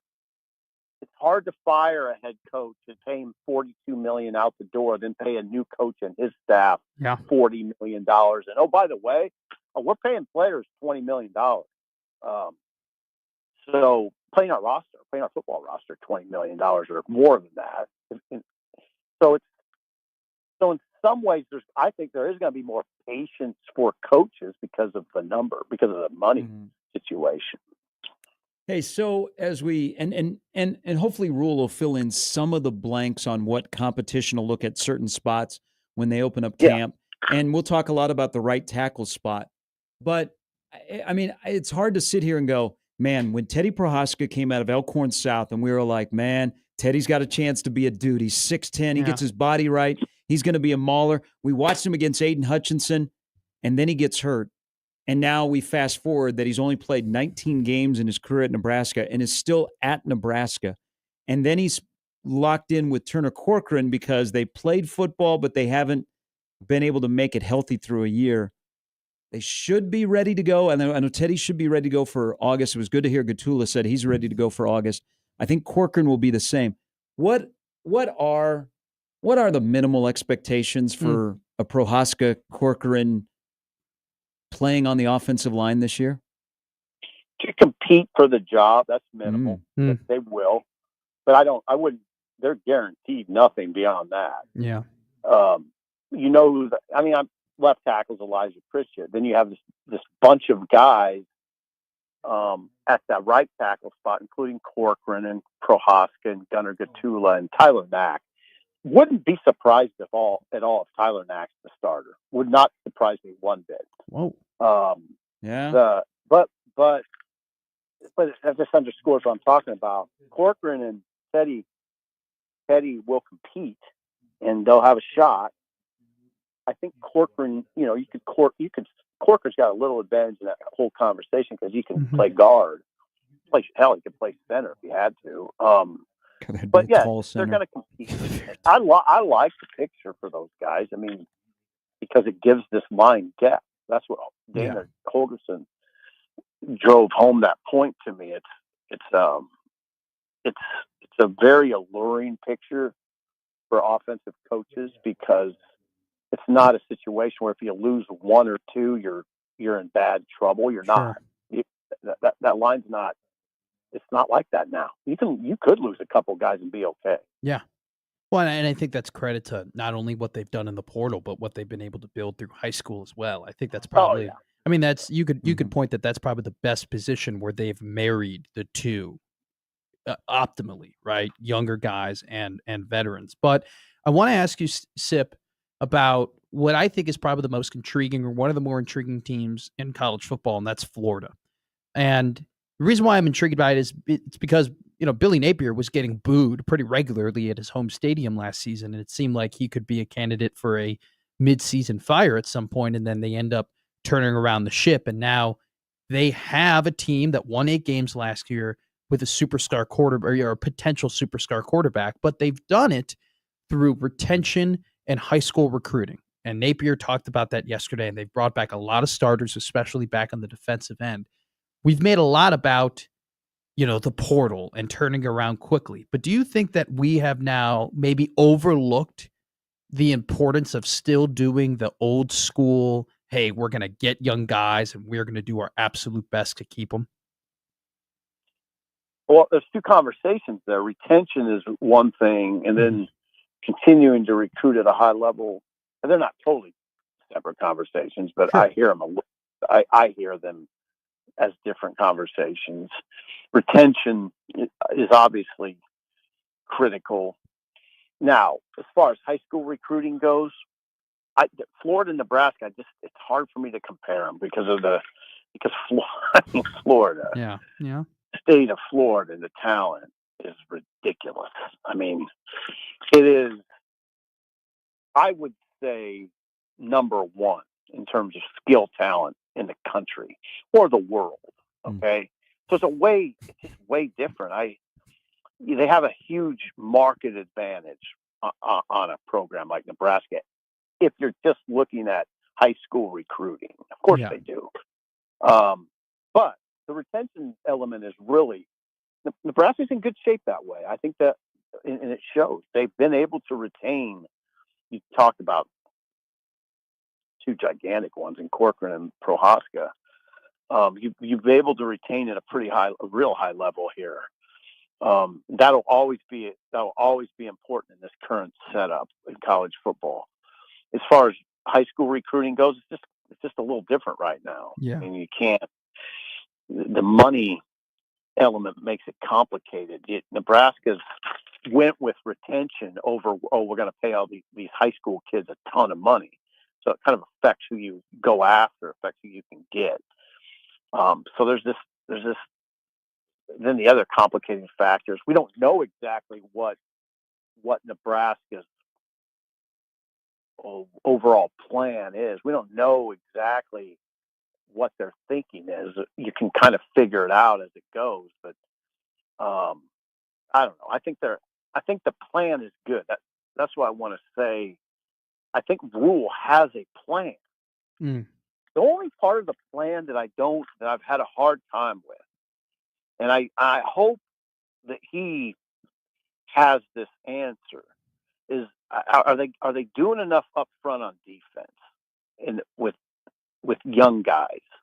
That's the thing I'm wondering about as we go forward. That's the thing I'm watching the closest. What they have in their program, what they're trying to get. You gotta be strong. Offensive line, they're in good shape. Defensive line, I don't know. It's still a question mark to me. Do you think that had anything to do with the background of Anthony Johnson and why it made him an attractive candidate to be added? I don't know. Maybe. Mm-hmm. Yeah. I think they got caught a little bit with the hiring of the Chiefs lineman. It wasn't perfect timing. That kind of recruiting at that position sort of ceased for a while. I don't know. I don't know what it is. And it might be here's the thing you also got to consider. They might feel internally like we're in great shape. Sure. They might. Good point.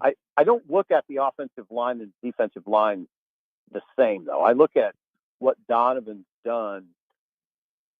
And I see what Matt alluded to. Mm-hmm. They're not only strong with veterans, you can see a plan behind the veterans. I don't say that about the D line. It seems more of a mismatch to me. That's just my interpretation. Yeah. They might say, "No, what are you talking about, Sipple? We're right where we want to be." I don't know. Time will tell. So that leads into a different position group where I think our viewpoint as media and fans is a little bit different from the coaching staff's viewpoint, or maybe it's not when it comes to running back. Because we're all like, you got to get portal guy. And the next thing you know, you have a wide receiver who looks really good as a wide receiver as a young kid, is now going to play a little running back. How many realistic guys do you think, when camp starts and they work through August, are in the mix to be the backup running back? Is it just one? Is it two? Is it three now that Mosey might be dabbling with some running back? I think it's Nelson and Mosey. I think those are legit. All three could push for number two. Well, Quentin Ives is already.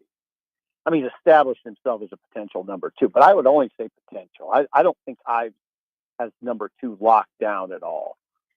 I think what you see a lot with the running back position in the coach's commentary is, I think it's really important to bolster those kids' confidence.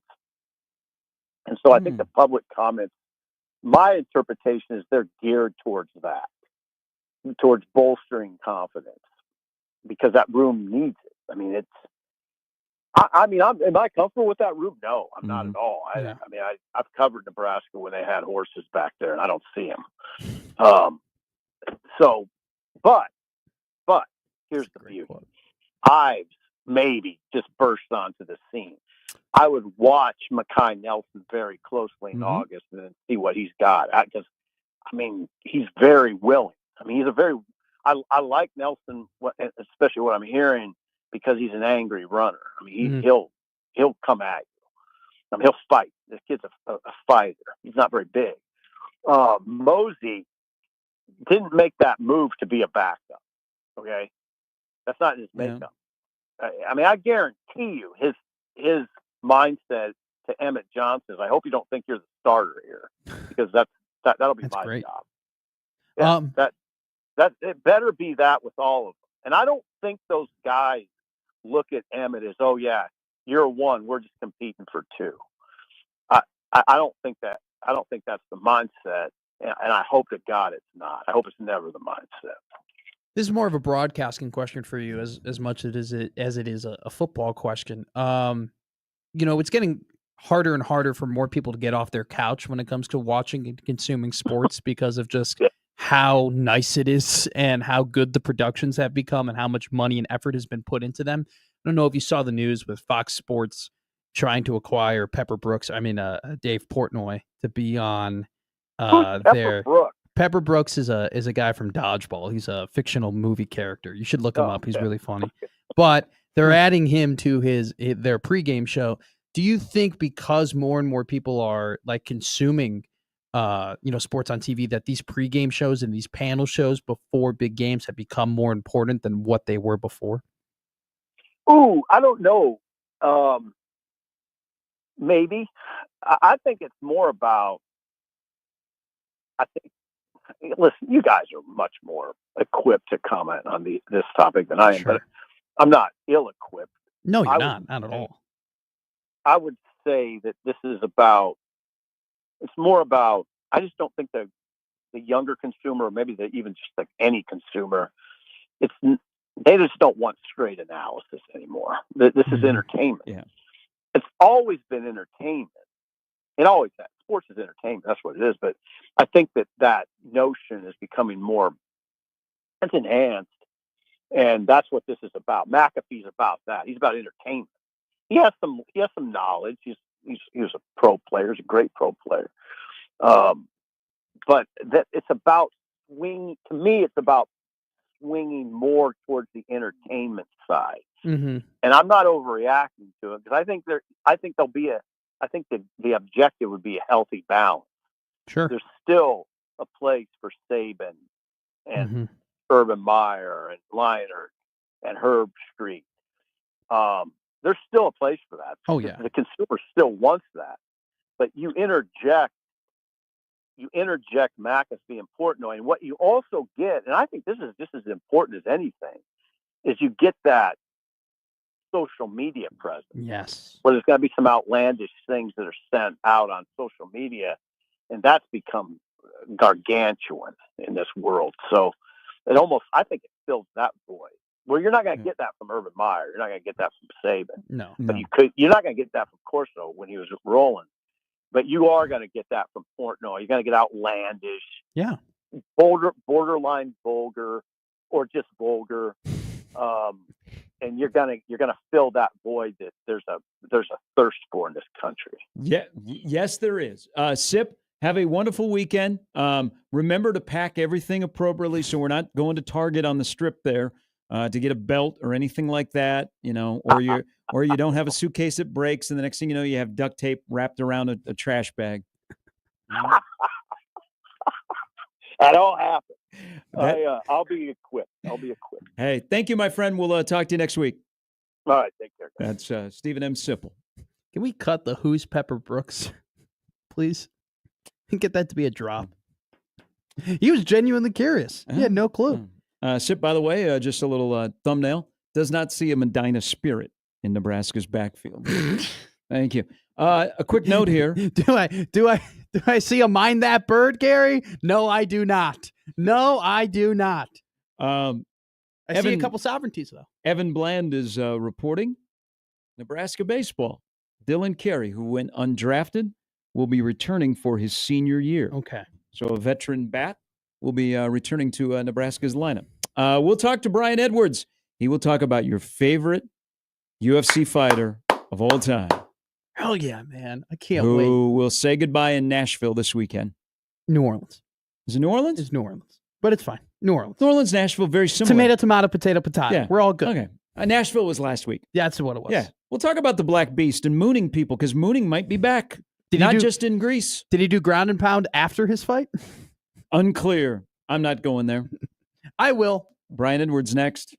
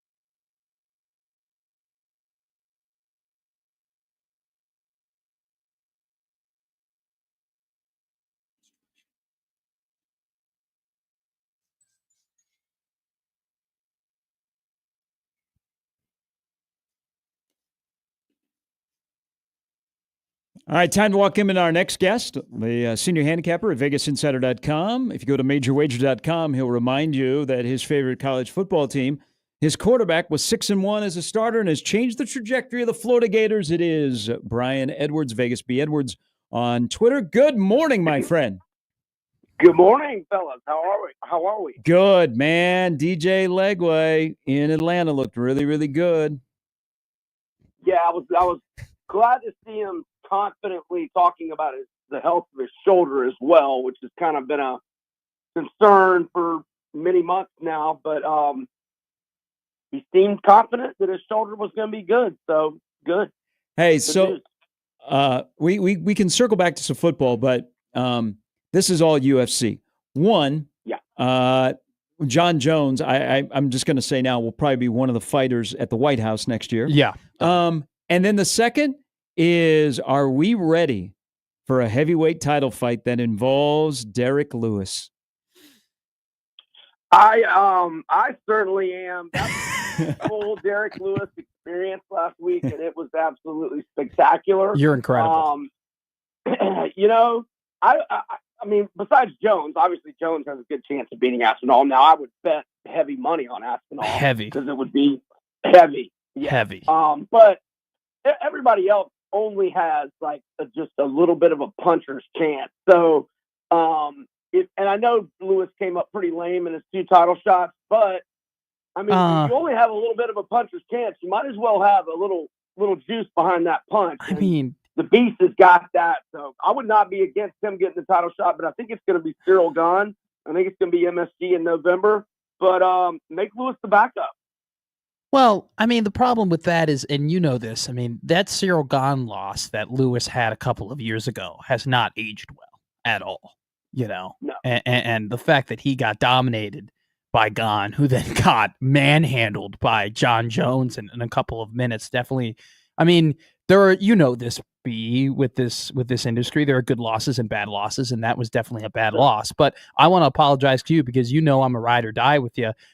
I doubted you. I didn't bet Derek Lewis, and I told Gary when I walked in on Monday, I go, I feel like an absolute idiot for not trusting Brian Edwards. And now, my man, we have a beautiful slate for you to bet on this week. We have my guy, Dustin Poirier. Pressure makes diamonds. Final fight. BMF versus Max Holloway. But then you got Kopylov, you got Paulo Costa, you got Dan Ige, you got Patricio Pitbull Verdum, who, Bellator guy made his hay there, hasn't been able to have the same success, but still is dangerous. And you have the ultimate coin flip in Kevin Holland, where is he a contender? Is he not a contender? Is he great? Is he just good? Could he be a Hall of Famer? Who knows? How the hell are you betting this thing, man? All right, I'm heavy on Dustin, who was a short underdog at most books. I saw he's plus 120 at DraftKings, so that was yesterday. I haven't looked this morning, but I mean, it should be even money to plus 110 at the worst. Look, we've seen Dustin beat Max twice. I'll fully and readily concede that Max is much more prepared to fight at 155 at this point in his career, whereas 2019, Dustin kind of bullied him. It was a decision win, but I thought he beat him up pretty good that night. And we saw that with Max and Gaethje, but I still love Dustin here.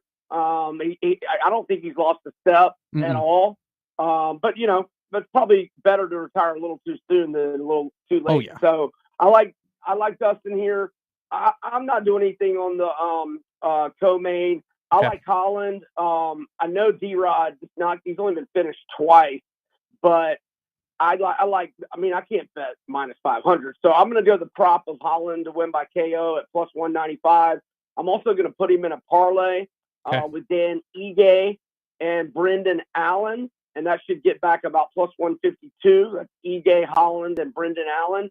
I'm also going to just take a small shot. I know he's an older guy, but he's been in pretty good form, and he's got some heartbreaking losses and some BS split decisions on his resume. But Michael Johnson's won back-to-back. He's won 3 of 4 and 4 of 6, and he's around plus 390. So I'm, again, small change on this one, but I'm going with Michael Johnson. And then, look, Vettori has never been finished, ever. But So I'm going to bet Brendan Allen 2 different ways. And this is small change. Poirier is my big bet. And the parlay is a pretty big bet as well. But I'm going to put a little bit on Brendan Allen to win by decision, plus 110. But I'm going to put a little bit on him to win by submission at plus 500. He's got 14 submissions in his 24 career wins. Again, the story's never been finished. But if I can get plus 500 on a Brendan Allen sub, I'm not going to turn that down. And if he gets the win by decision, we'll still profit because that's plus 110. So maybe a little bit more on him to win by decision. Yeah. But again, those are small plays. And I think that's about all I got right there. Yeah, real quick before we get to football, I love the Michael Johnson bet because he's like Cub Swanson and Jim Miller. He can lose to anybody and beat anybody. And I think that when he plays when he fights a youthful guy, that he's going to have more of an advantage than people think. Would you sprinkle a little change on Poirier by finish? I'm not against it. Okay. Let me because right now he's traded. DraftKings has him plus 114 straight up money line. Right. What are his props? I'm trying to get there. Let's see.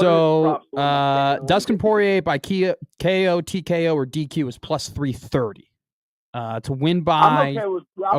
I'm okay with a little small play on that. Okay. But I mean, we can already get him on as an underdog on a straight play, so that's where most of the money will be.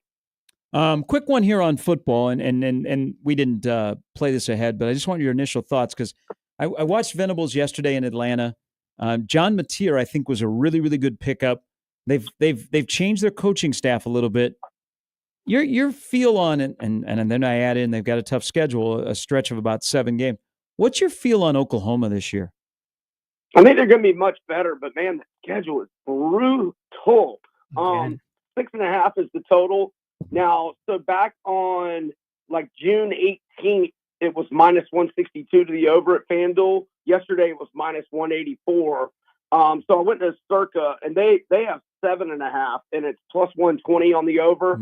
I think they win 7 or 8. They have so many legit swing games. I mean, they're 2.5-point favorite at home to Michigan. I do think they win that. Auburn at home is a legit swing game. I've got them losing to Texas. I've got them losing at South Carolina and losing at Bama with their plus 13.5. And then I had them 4-3 with 5 swing games initially, but I gave them a win against Michigan. The other swing games were Auburn at home, Ole Miss at home, at Tennessee, and LSU at home. I mean, God, their schedule is so brutal. I mean, they don't play any of the lower tier SEC teams. There's no Arkansas. There's no Vandy. There's no Mississippi State. How dare I speak of Diego Pavia like that? By the way, best dress at SEC Media Day. Diego, it's his world. We're just living in it. Yeah. One final thing, and this will add to. I know you already love them. Did you see who Washington signed last night for a spot on the defense?